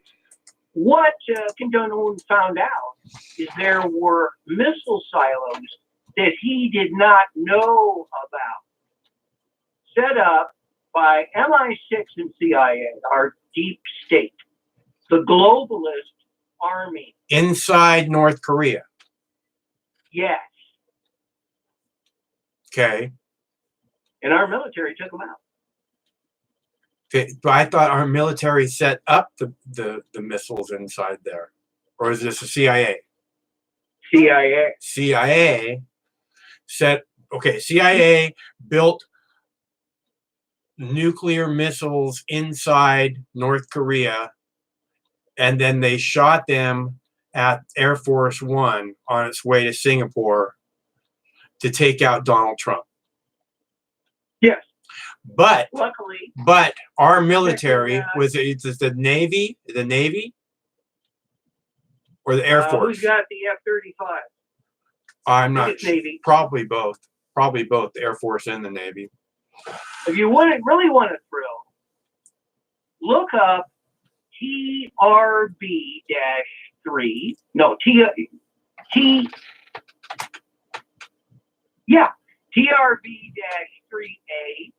B, C, and D. I think E as well. Okay. We have more than you know. More what?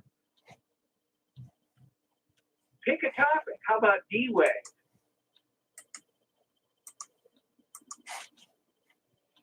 The what now? D-Wave, anti-gravity aircraft. I should say null gravity aircraft.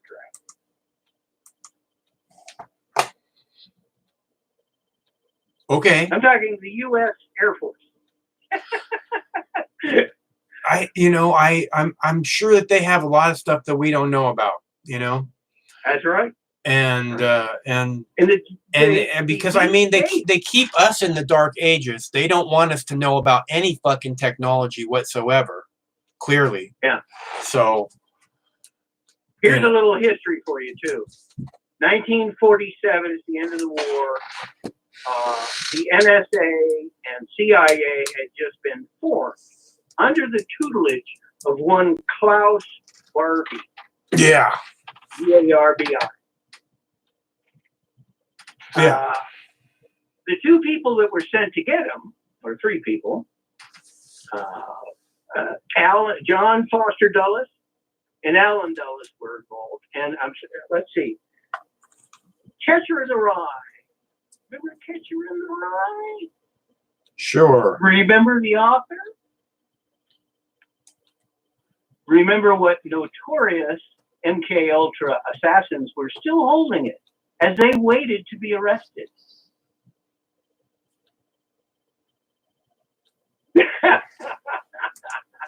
Yeah.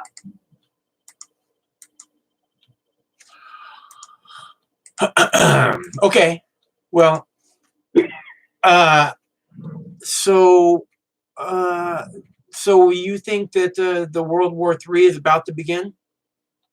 No, it'll be postponed probably for 7 years, maybe a little longer.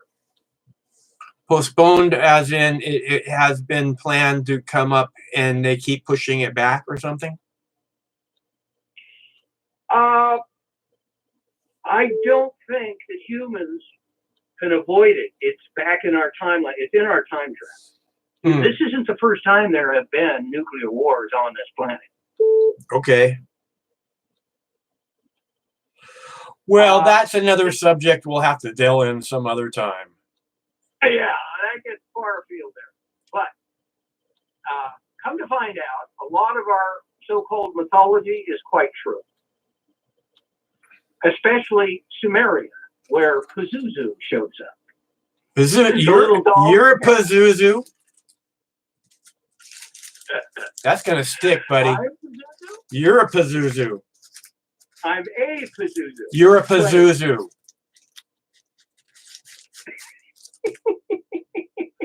All right. All right. Well, I'm glad you called. It's good to hear from you. All right. All right. If you want to know more about this, you got my number there, right? Sure. Don't share it. Call me back. Okay. When you start to go, what the? When you're watching The Gunner's Wife. Okay. But first you can go for Just Informed Talk. He's got some good information there. The talk one is Q and the Great Awakening. Okay. But X22 is excellent too. Okay. Bye. Thank you. All right. Thanks for calling. It's good to hear from you. All right. Good to talk to you too. God bless you.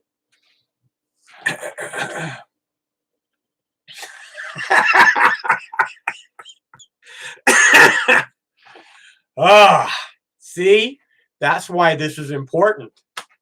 People like that need to be able to let their voice be heard. Okay. So anyways, it's We're working on hour and a half here so far. So,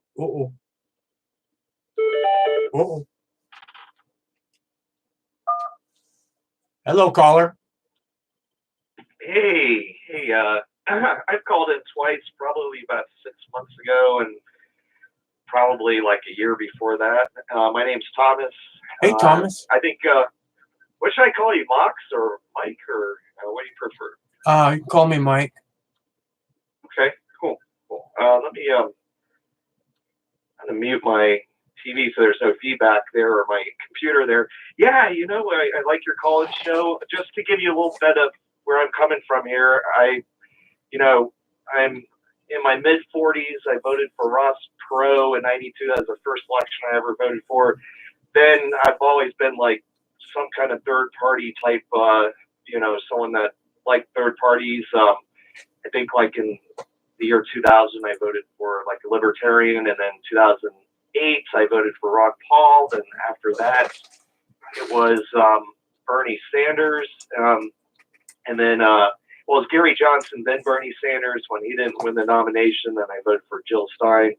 And guess who do you think I'm supporting this year, Mike? Barack Obama. Well, either him or maybe Q. I don't know. But no, actually, I'll give you a hint. It's someone who likes to do math. Oh, yeah, Andrew, huh? Yeah, I really think that's the candidates. I mean, there's nothing wrong with Bernie or maybe even Elizabeth Warren. And I actually think Trump did some good things by being like a wrecking ball to like the Clinton and Bush dynasties and the whole establishment and the media. But I think there's better options now. And I think, it's up to see if, someone like Andrew Yang could rise in the polls. I mean, what he's offering is something that's completely, I've been a proponent for UBI, Universal Basic Income, even before I knew about Andrew Yang. And so when I heard this candidate was running on this issue, I don't agree with a lot of stuff. I mean, he has like over 70 plans, but I mean, most of them he wouldn't get through Congress anyway, so I'm not too worried. Plus, there's also, if you know, there's at least 4 candidates for Congress that are running on UBI as well. Maybe I can give each one of those a shout out, but 2 of them are from New York. And so, I mean, that would be great if we at least got a couple of Congress people who are for UBI too. But I mean, what do you think about UBI, Mike? I think that if it actually comes up as something that people are talking about, that pretty much all of Congress is going to get behind it. Although you're going to hear a lot about foot stomping and we can't afford this and we can't afford that.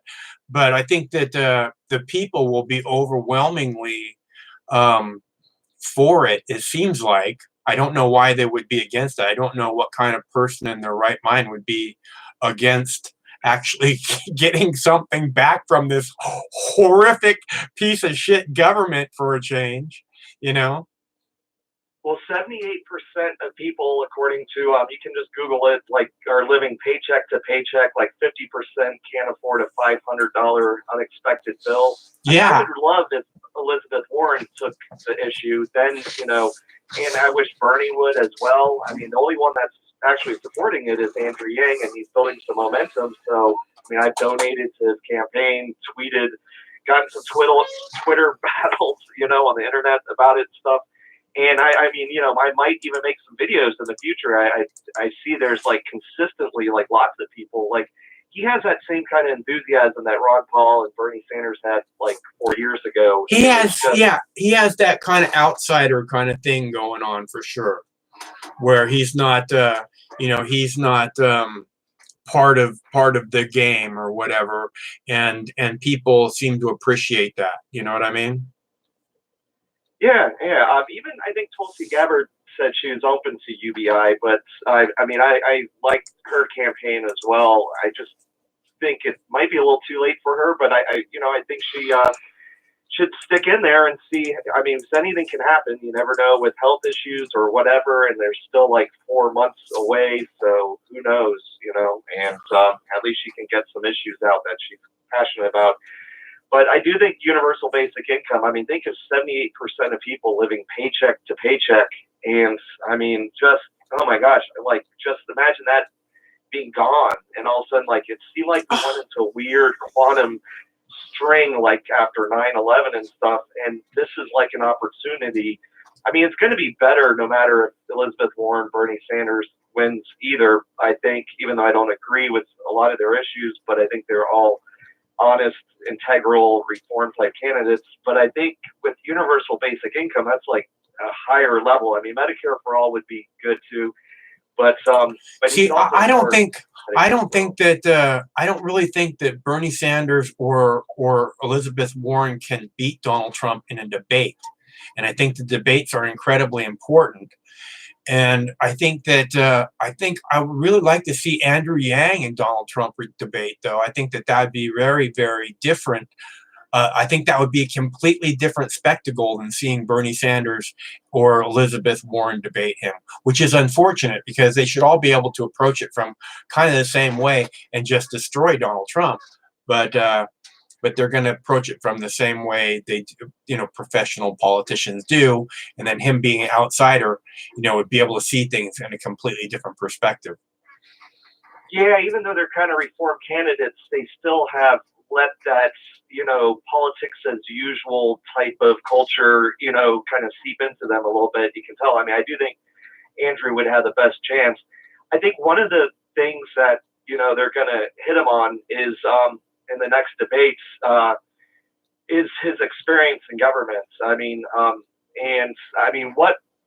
obviously that's like should be a plus. That should be a benefit for him that he doesn't have experience.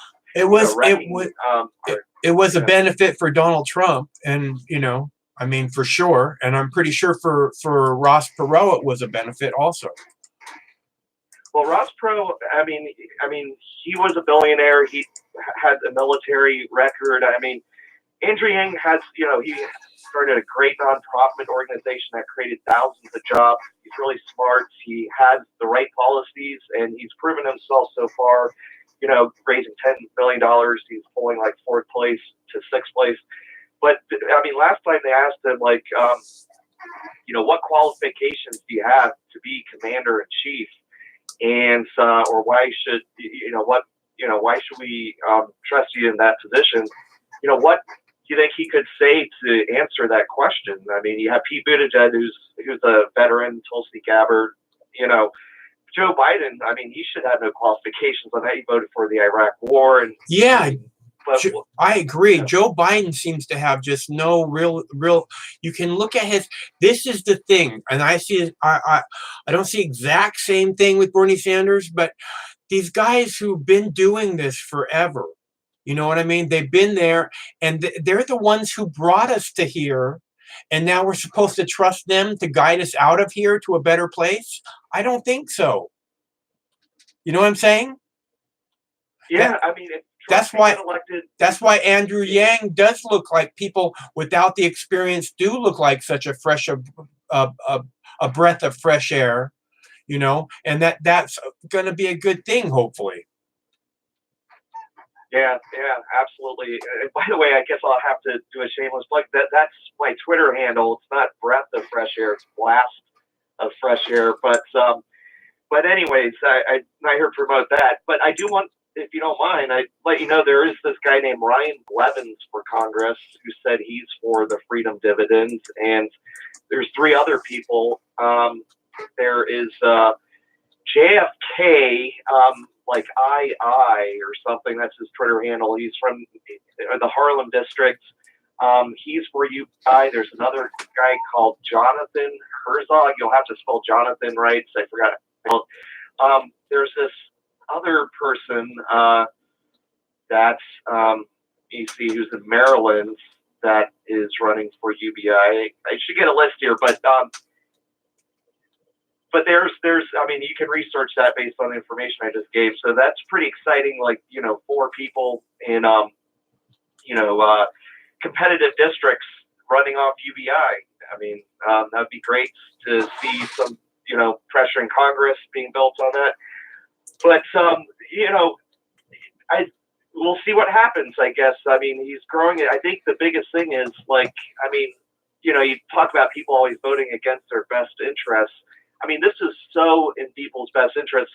This is the biggest transfer of wealth from, the top 1% via the value-added tax to, even though there's a value-added tax, you're getting $1,000 a month. You would have to spend, I think it's like $120,000 a year before, it starts being progressive. I mean, you're still going to be ahead. And you know what? Why is there homeless people? I mean, do you think a homeless person could benefit on $1,000 a month? I mean, and a weird question I saw someone tweet is, how come homeless people don't get freaking food stamps? You think they would qualify, right? I mean, how come homeless people don't get food stamps? Has anyone thought about that? I mean, obviously it's because they don't have an address, but isn't that a very cruel system, as that tweet said? I forgot who tweeted it, but that kind of moved me. I retweeted that one. I mean, when you think about it, I mean, should homeless people get all the welfare that there's available? I mean, they definitely qualify. I mean, so we have a messed up system. It should just be a lot more efficient. You don't let anyone fall between the cracks. You have a universal basic income that trickles up. There's another strong argument for it. This guy named Scott Sansons wrote a great article. It's something called, if you Google Scott Sansons and put in the Google zero versus null, N-U-L-L, there's a flaw in the market where the flaw is we don't know what the actual demand for products is because people don't have enough money to spend on things. So we're getting off, who knows what the actual demand for a lot of products are. I mean, until people actually have some spending money. And so that's a big flaw that we have in our markets. And it's not communist like some people might have a knee-jerk reaction to. It's capitalism that doesn't start at zero. I mean, it's we're all invested. It's fundamentally about fairness, equal opportunity, not equal results. I mean, some people, you can still get rich and stuff. Yeah. It's they always used to show studies that would say that the food stamps or, welfare type benefits, for every dollar that you spend on food stamps, you get $1.75 back or something in actual, monetary something or other. But I remember it's good for the economy to have food stamps. I mean, that benefits everybody. So I can't imagine how this wouldn't just make the economy just take off. There'd probably be all kinds of new companies and stuff. People with, having that disposable income would be I'm going to start my own company and make this cool thing happen that nobody else is doing. Yeah, and you know what? I mean, how many people would commit crimes too, knowing that I could either one, steal this purse and go to jail and not get my UBI, or I could not commit any crimes and then I'm going to get $1,000 a month. I mean, it would definitely reduce crime just for that fact alone. And so it has so many ripple effects. It will help people move if they want to move to different parts of the country. It'll help, kids. I mean, if you think about it, free college. I mean, I'm not against that necessarily. I don't think it would be a dent in our budget, $68 billion. But, I mean, about 30% of people that go to college are going to drop out, and 60% of people that do graduate a four-year degree are going to get a job in their professions. There's 40 people that are going to end up taking jobs that didn't even require the college in the first place. If you compare, if you're going to compare UBI to free college, at least UBI is for life. I mean, that UBI for 2 years or 3 years or 4 years or 5 years will pay for your college. But then you can keep on getting it. Right. If that's your priority, I would think that $1,000 a month could pay for your college. Yeah, and it could definitely pay for vocational schools, and have a ton left over. And people could add it to compound interesting if they want to think long term. I mean, and you'll end up with $1 million after a while if you actually want to save it. Right. I mean, people could like team up with 3 or 4 people, purchase a house, rebuild it, and then sell it, or rent it out. Or there's lots of things that people could do that would be easy investments as well. A million new options, a whole new world opens up. Yeah, it's like, I mean, I don't think it's exaggerating to say Renaissance, really. I mean, it would be unbelievable. I mean, poverty would be almost gone. It'd be a trickle-up economy. People would feel empowered. They'd have more leverage. I mean, if you didn't like your job, I mean, wages are going to go up because of it, for sure, because we're going to start to see more 30-hour work weeks, 20-hour work weeks. I mean, we're going to start to get to that future that people had predicted, decades ago, that we're doing the opposite of. We're working more jobs and, I mean, more hours, and we don't have any time to do anything, to even think, to have memories, except just, monotonous, dead-end job memories. And that's not what life should be about at all. I mean, now here's the Republican thing of like some people still think we're in the gold standard. We're not in the gold standard. We haven't been in the gold standard since 1971 or something like that. And I don't even know if that was the full gold standard, but that was the Bretton Woods. Ron Paul talks about that a long time. So since the 70s, at least, like that's 50 years, we haven't been in a gold standard. We've had MMT, some people call it, since then for 50 years. And during that whole time, we've had a fiat basically economy. And you know what? Now that fiat is out of the bag, we're not going to go back. I mean, no one's going to say like, it's kind of like nuclear power. I mean, no one's going to, we're not going back to any gold standard. That's the truth is, if you're not prevented from a gold standard. You were during World War II, where they seized, private ownings of gold. But nowadays, if you want, you're more than free to buy gold and use that as a hedge against inflation. Nothing's stopping you from buying gold or comic books or, whatever, baseball cards, whatever you feel like is an investment. I mean, if we discovered an asteroid with, 1,700 tons of gold, I don't think your gold's going to be worth as much, but that's probably centuries down the line anyways. So, we're already in what I think Rothbard had advocated for, competing currencies. It already exists.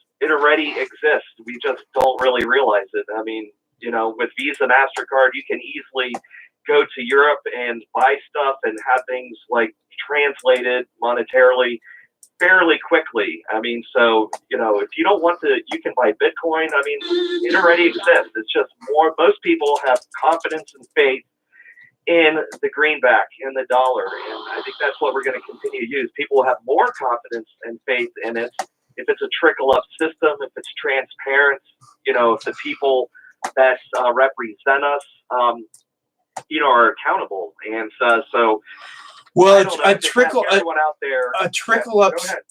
up system sounds like a much better, a much more Christian nation to me than the other way around, for sure.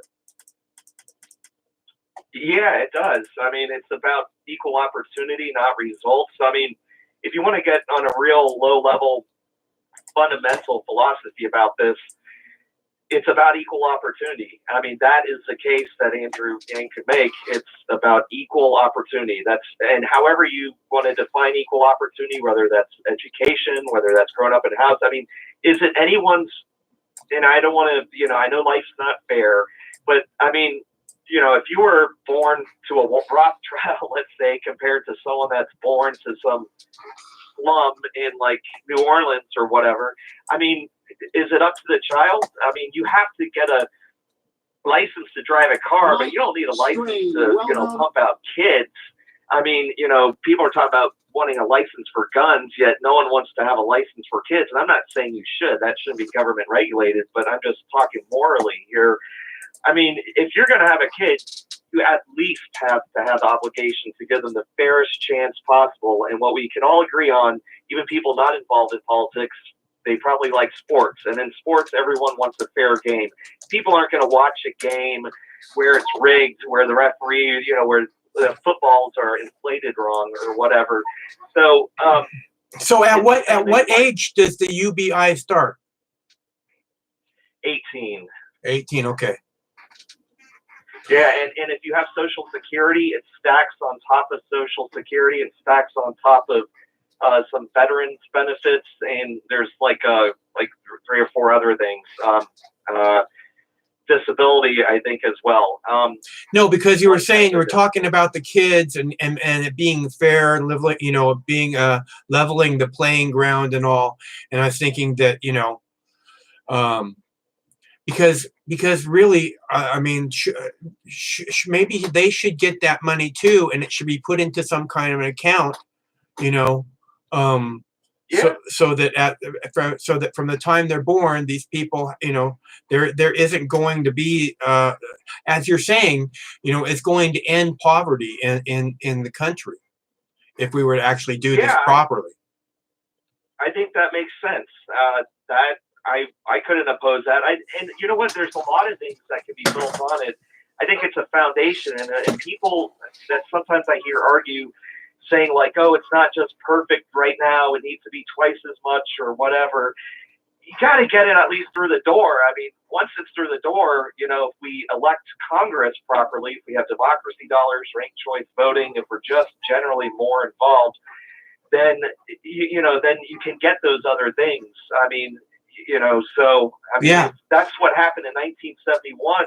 The the House of Representatives in Congress passed the Family Assistance Plan. It's very much like UBI. It's a negative income tax through the House twice. The only reason it didn't pass the Senate is because the Democrats in the Senate at that time wanted it to be more money, and they argued about it. Then Nixon was impeached, and it's forgotten about. So we've had this blunder for the last 50 years. We could have had UBI. I mean, it passed the House twice. I mean, imagine the prevention that it would create too. Like, people are saying, well, it's not fair. Yes, there's going to have to be a transition period, but think about the future. Think about 30 years from now with UBI happening for 30 years straight. You're going to pretty much prevent future homelessness and a lot of future abuse, and because people are going to be able to fend for themselves. They're not going to be dependent on abusive relationships and stuff like that. So I mean, it's going to get even better and better as time goes on. So I think some people, it will take a while for some homeless people to get registered or get some kind of address. I mean, but we just have to do the best that we can, and this is a huge, huge, huge step in the right direction. It seems like a very positive thing. I don't know how anybody can look at it as a negative, although I can see, a lot of people painting it in that way. But it just seems like it just benefits so many more people than it takes away from. So I don't know how, like you were saying, if it does to come to Congress, to see anyone vote against it seems like almost a death wish, for their next election or whatever. Yeah, absolutely. It's like a litmus test. So I would encourage people, to check out yang2020.com and print out flyers. I think you can go to yangprints.com or something like that. And I think one of the best ways, if you're shy and you don't feel like talking to people, just, you could buy a Hewlett Packard printer for like $50, a Georgia Pacific stack of 500 sheets of paper, and, for like another $10, and contribute to the campaign, and just print out like 500 flyers, put them at the post office, put some in parking lots, put them everywhere. And I mean, that's how you'll really get the word across, and then let people discover him, but you got to have that grassroots. It's not, he's not going to, well, we'll see. Actually, this is a time that history will tell, because I mean, can he win just by internet grassroots movement? I know we're getting closer and closer to that point where the traditional outlets are going to become irrelevant. I don't know if we're there yet. We're definitely closer than we were 4 years ago, and 4 years ago we were closer than we were 4 years before that. So time will tell, but I don't want to rely on that, because I think we're getting, risk. Yeah, I think we're getting pretty close to that time too, when you can just do it with just internet and no television and no print and whatever garbage, I really think that there's going to come a time, if it's not already, which I think that we're really close to that time, like you're saying, where you could do it just with social media, basically. Yeah. I mean, I think definitely probably 10 years from now or something, we probably will be there. But I mean, we could be this year. I mean, last year was pretty powerful. Yeah, I remember Ron Paul was like really the first person to have money bombs, as he called them, like where Yeah. they would raise just like bam, $2 million in one day, and had a lot of YouTube fan service. So that was in 2008. 10 years later, you know, and Bernie Sanders did even like 4 times as good as Ron Paul did, and that was all mostly through the internet. And so you would just imagine 4 years later, it's got to be a lot stronger now. But I still think printing flyers, putting them in places like post offices, that is going to have a huge impact, especially if you're in Iowa, North New Hampshire, South Carolina, Yeah. Nevada. And donating to Mox News, because Mox News posts all the Andrew Yang videos he can get his hand on. Yeah, absolutely. I mean, yeah, Fox News for sure. I've been watching for a long time. I remember, you know, ever since like C-SPAN Junkie. I mean, back even probably around when Ron Paul was running in 2008. So Yeah. I know you've had to recreate your channel before because they've taken it down before, but it looks like it's, you know, back at 100,000 and over. So Yeah. that's good. Yeah. Well, you know, it's that strike me down thing, you know. Strike me down, I'll come back 10 times stronger, right? You know, I mean, I'm not I'm not one of those guys where they say you can't do that and I stop doing it. You know. So that, do you think that like, doesn't there work should on be should there be a public should we have public internet? Should we have like a Twitter and a YouTube that is kind of like how local access television used to be? That's just on the government. They can't censor anyone. And, you know, because, you know, I do think it does scare me that I don't care who you are, you should have a right to, I'd rather see more trolls and you know, unfortunate bad things on the internet than my freedom of speech being taken away.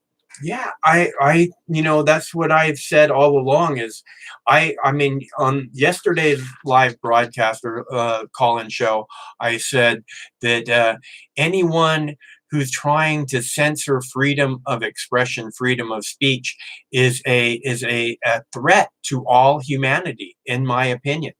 You know, I mean, that person is a dangerous person. That person is not to be trusted. That person, you know, needs to be considered a threat because they don't want you connecting with other people about your ideas and your thoughts and your feelings and your information that you think is important and needs to be shared.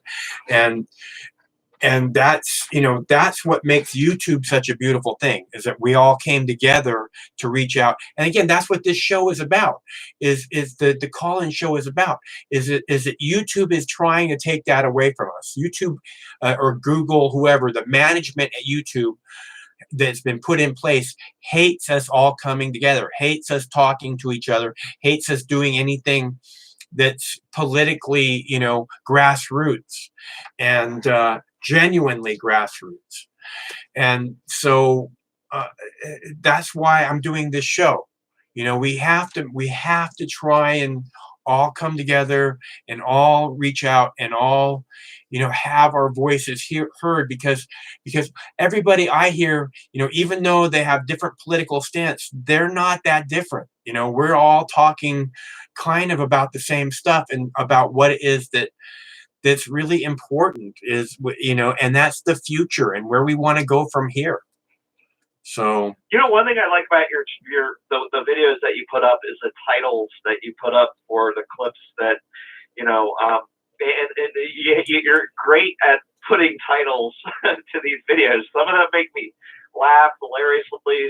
Some of them are just, you know, very accurate. But I mean, that's the whole thing. Is the title that you put with the clips. I mean, that's what I think is really awesome. Yeah, Mox, Mike, I see you. Like, you could definitely, you know, eventually get as, and I'm not trying to float your boat here, but you could eventually get as big as like, you know, and I'm not saying you'd be like these people, but like an Alex Jones, Steven Crowder, Young Turks, you know, whatever. I mean, 100,000, you know, million subscribers, and, you know, having a, you know, big influence on the internet. I mean, I'd like to see a lot more people. I have seen a lot of people actually step up. I know the algorithms are kind of messed up and it's kind of hard to find, but I think if you're going to be a platform versus a publisher, then Civil Rights Act of like 19, I think it was 64 or something, needs to apply to your company, and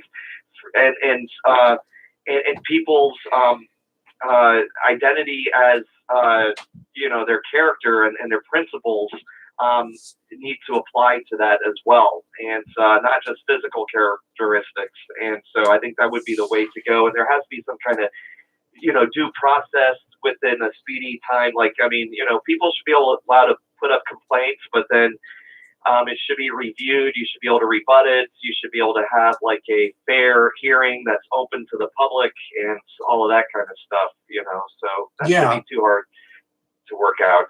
Yeah, I agree. This kind of a platform where it's this like giant soapboxes, like the biggest soapbox in the world.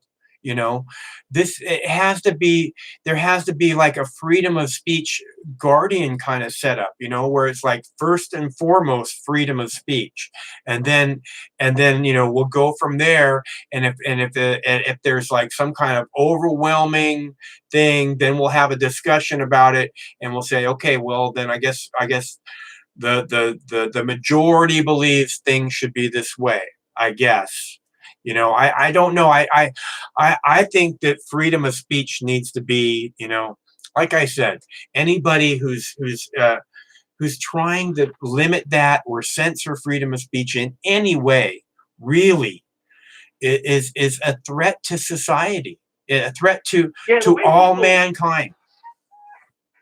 And people, like, I mean, it is kind of all relative, except the objective fact is that, we don't want to, we want to respect freedom of speech. I mean, should I feel guilty? Like, of course, I'm like, as much of a libertarian, I would, I would root for, the Underground Railroad and all that kind of stuff. I mean, I love humanity, but I mean, if I was curious to buy like, Mein Kampf or something just because I want to read about history and to get into someone's mindsets who is, crazy or whatever, should I be judged for that?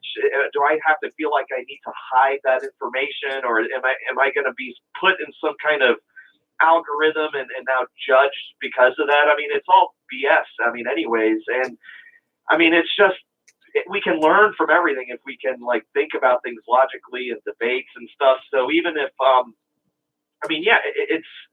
it's crazy. Like, some things I can understand can piss people off so bad, and some things are so offensive. But still, I mean, some people just don't want to not block their thoughts and have freedom of expression. I mean, am I just going to be limited to just my thoughts, or am I going to be allowed to discuss these things and be open to changing each other's minds potentially, and letting logic win the day? And so it's I still, and you know what, for people that think that some people are inciting violence and stuff like that, that already is illegal anyways if someone specifically is doing that. But and if someone puts themselves out like there, I mean, would you rather have someone like that like hidden in the shadows, or would you rather have them out in public? I mean, I think just from it's just common sense all around. I mean, you would want to be aware of someone like that. That would be someone maybe the FBI would take a look at, but not violate their rights. I mean, and well, that's what I said. Put crimes on YouTube. That's a blessing in disguise. Yeah, and that's what I said all along. I don't hide these things when people are saying horrible things. I don't hide that. I don't censor that. I don't delete those comments, because I think that there's this certain perfection to freedom of speech, which is that you are accountable for the things that you say.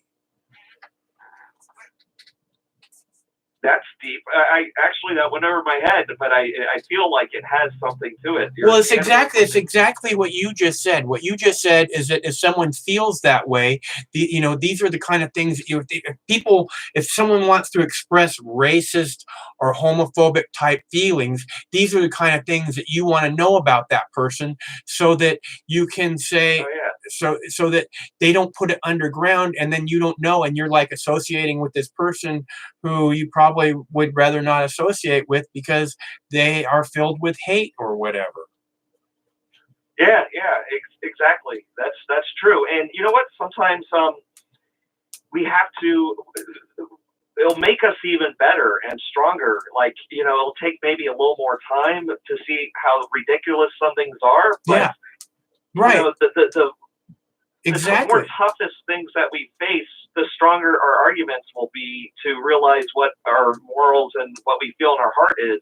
It'll take us a while to eloquently find a way to, dispute certain claims and stuff. But when we do, it'll just be that much of a, logical argument. Yeah, Anyways. absolutely. I think that the more that you act like, oh, you can't allow people to talk like that, the more power you give something like that, because that's just ridiculous, horrible speech that is just it's almost childish. You know what I mean? It's like when you see someone saying like the N word over and over again, you wonder if they're like 10 or 12 years old or something. You know what I mean? because it's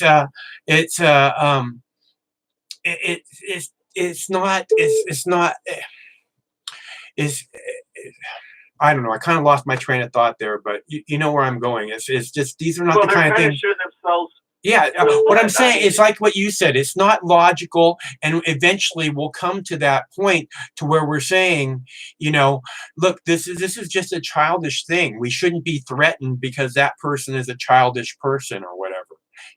And that will make it so that has less power, instead of saying, oh my God, and then we can't have this, and instead of acting like it's this big, horrible, looming, terrible thing.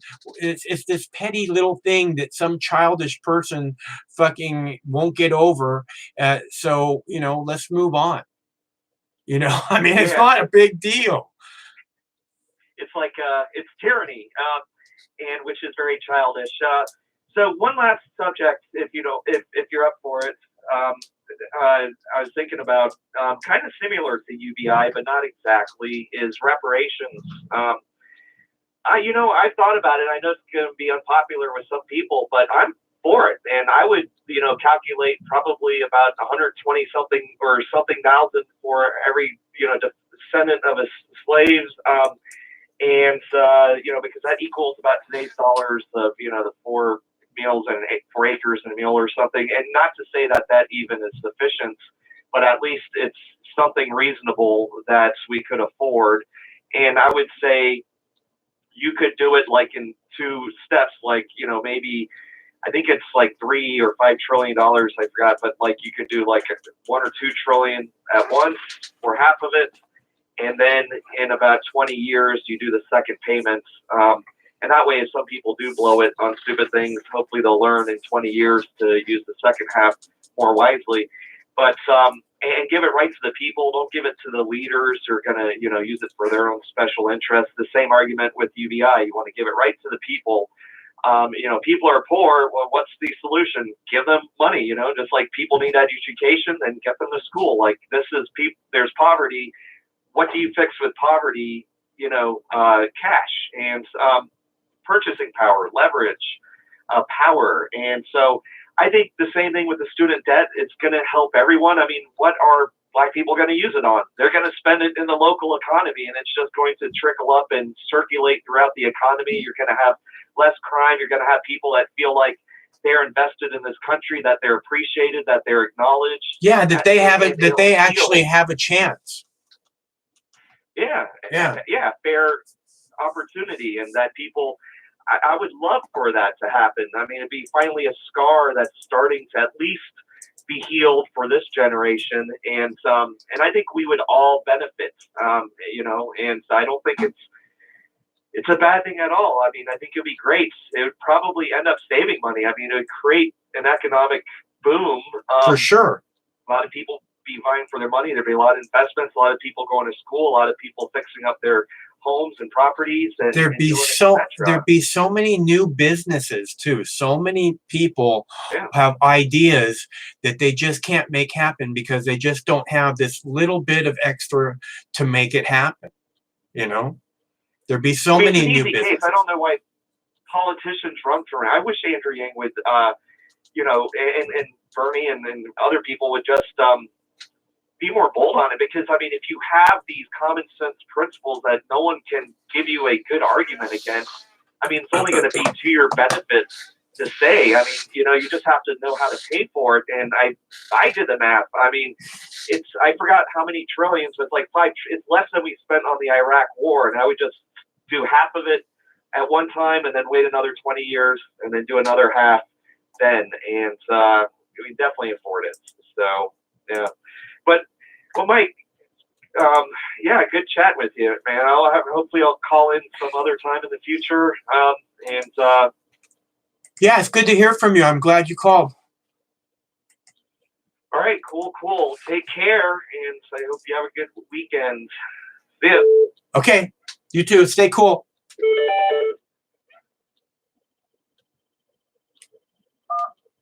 Hello, caller. Oh, hey, boss. What's going on? I am cooking it. What's going on with you? Nothing. So on the last topic, as a slave owner myself. That's all you got?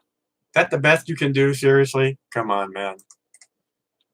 Come on, man. You can do better than that. You can do better than that. Again, this is what I'm saying about it being childish. You know what I mean? And then if you're shocked, if you're like, oh my God, you know, how could someone say something like that? You know, then it's like you give it power, you give that word meaning, as opposed to like laughing at those people because they're retardedly childish, and something's wrong with them. You know, people should really, they should feel bad for them and want to like get them help somehow, you know? Because I honestly believe it's some kind of a mental derangement to think that you can hate someone that you've never met, you know, someone that you know nothing about except for the color of their skin. You know, you can't hate that person. You cannot do it. I mean, without being programmed in some kind of incredibly negative way, really. So anyways, which we have all had, by the way, this, you know, I mean, it's like, you know, in the movies, right? You see like the black guy in the hoodie and the music gets all, you know, walking in the dark alley behind the little white girl, and the music gets all dun, dun, dun. You know, we've all seen it. We've all had that kind of programming since we were little. So, and you didn't even know it, did you?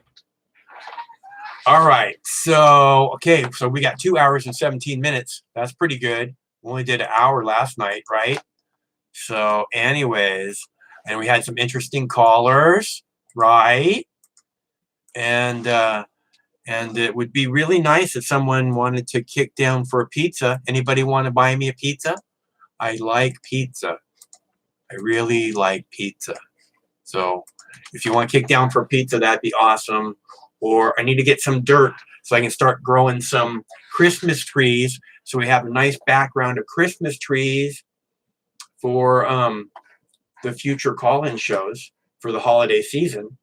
Don't you think? Wouldn't you like to see some nice Christmas trees back here in the background? Doesn't that sound like fun?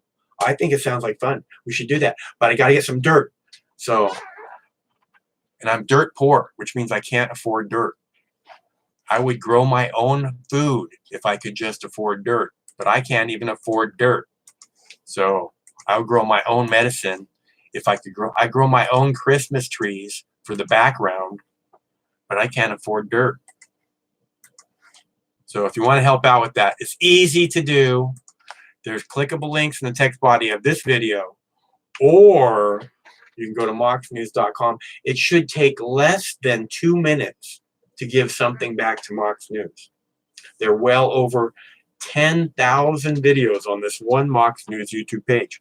Well over 10,000 videos on this one page. It takes a great deal of time and effort to make that happen.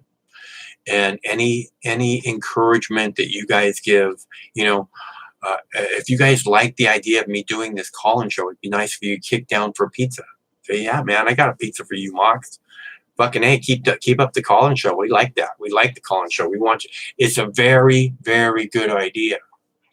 Okay, I'm trying to make it happen. I need your help. Okay, and that's what we're gonna do. To come out here and we're gonna make it happen. And hopefully you'll help make it happen. And hopefully we'll make something really cool happen together, all of us. That would be freaking awesome, right? I can't wait. I'm really looking forward to it.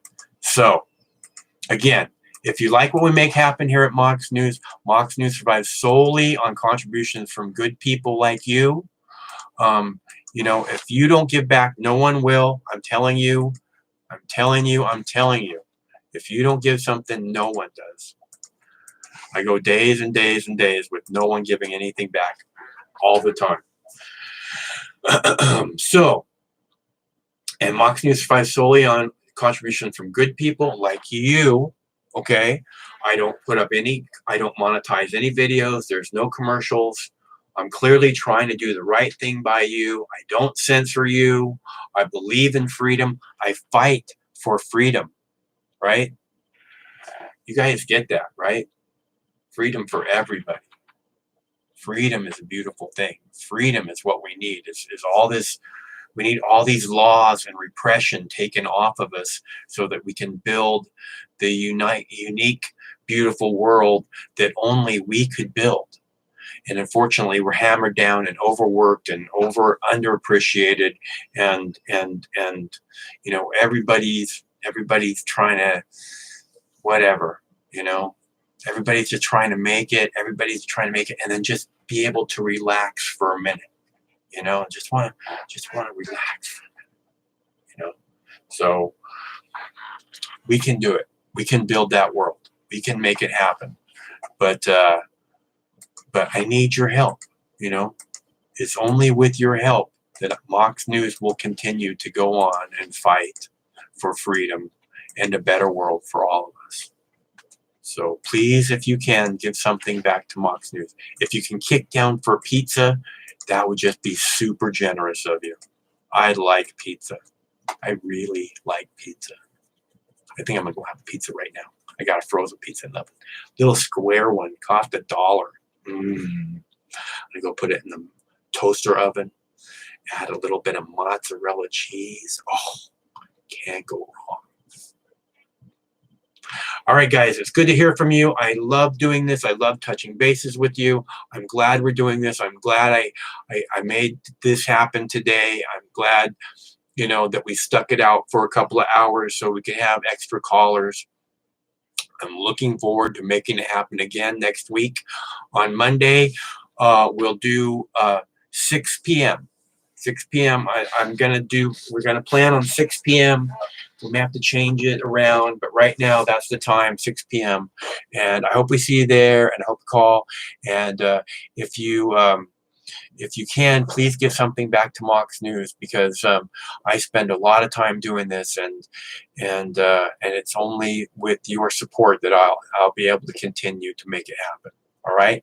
So Wednesdays, this war is going to end. Stay cool until that day. You know, hopefully Mox News will be there to celebrate that day with you, you know, because that's going to be one cool celebration. I'm going to go have a frozen pizza. Yay, me.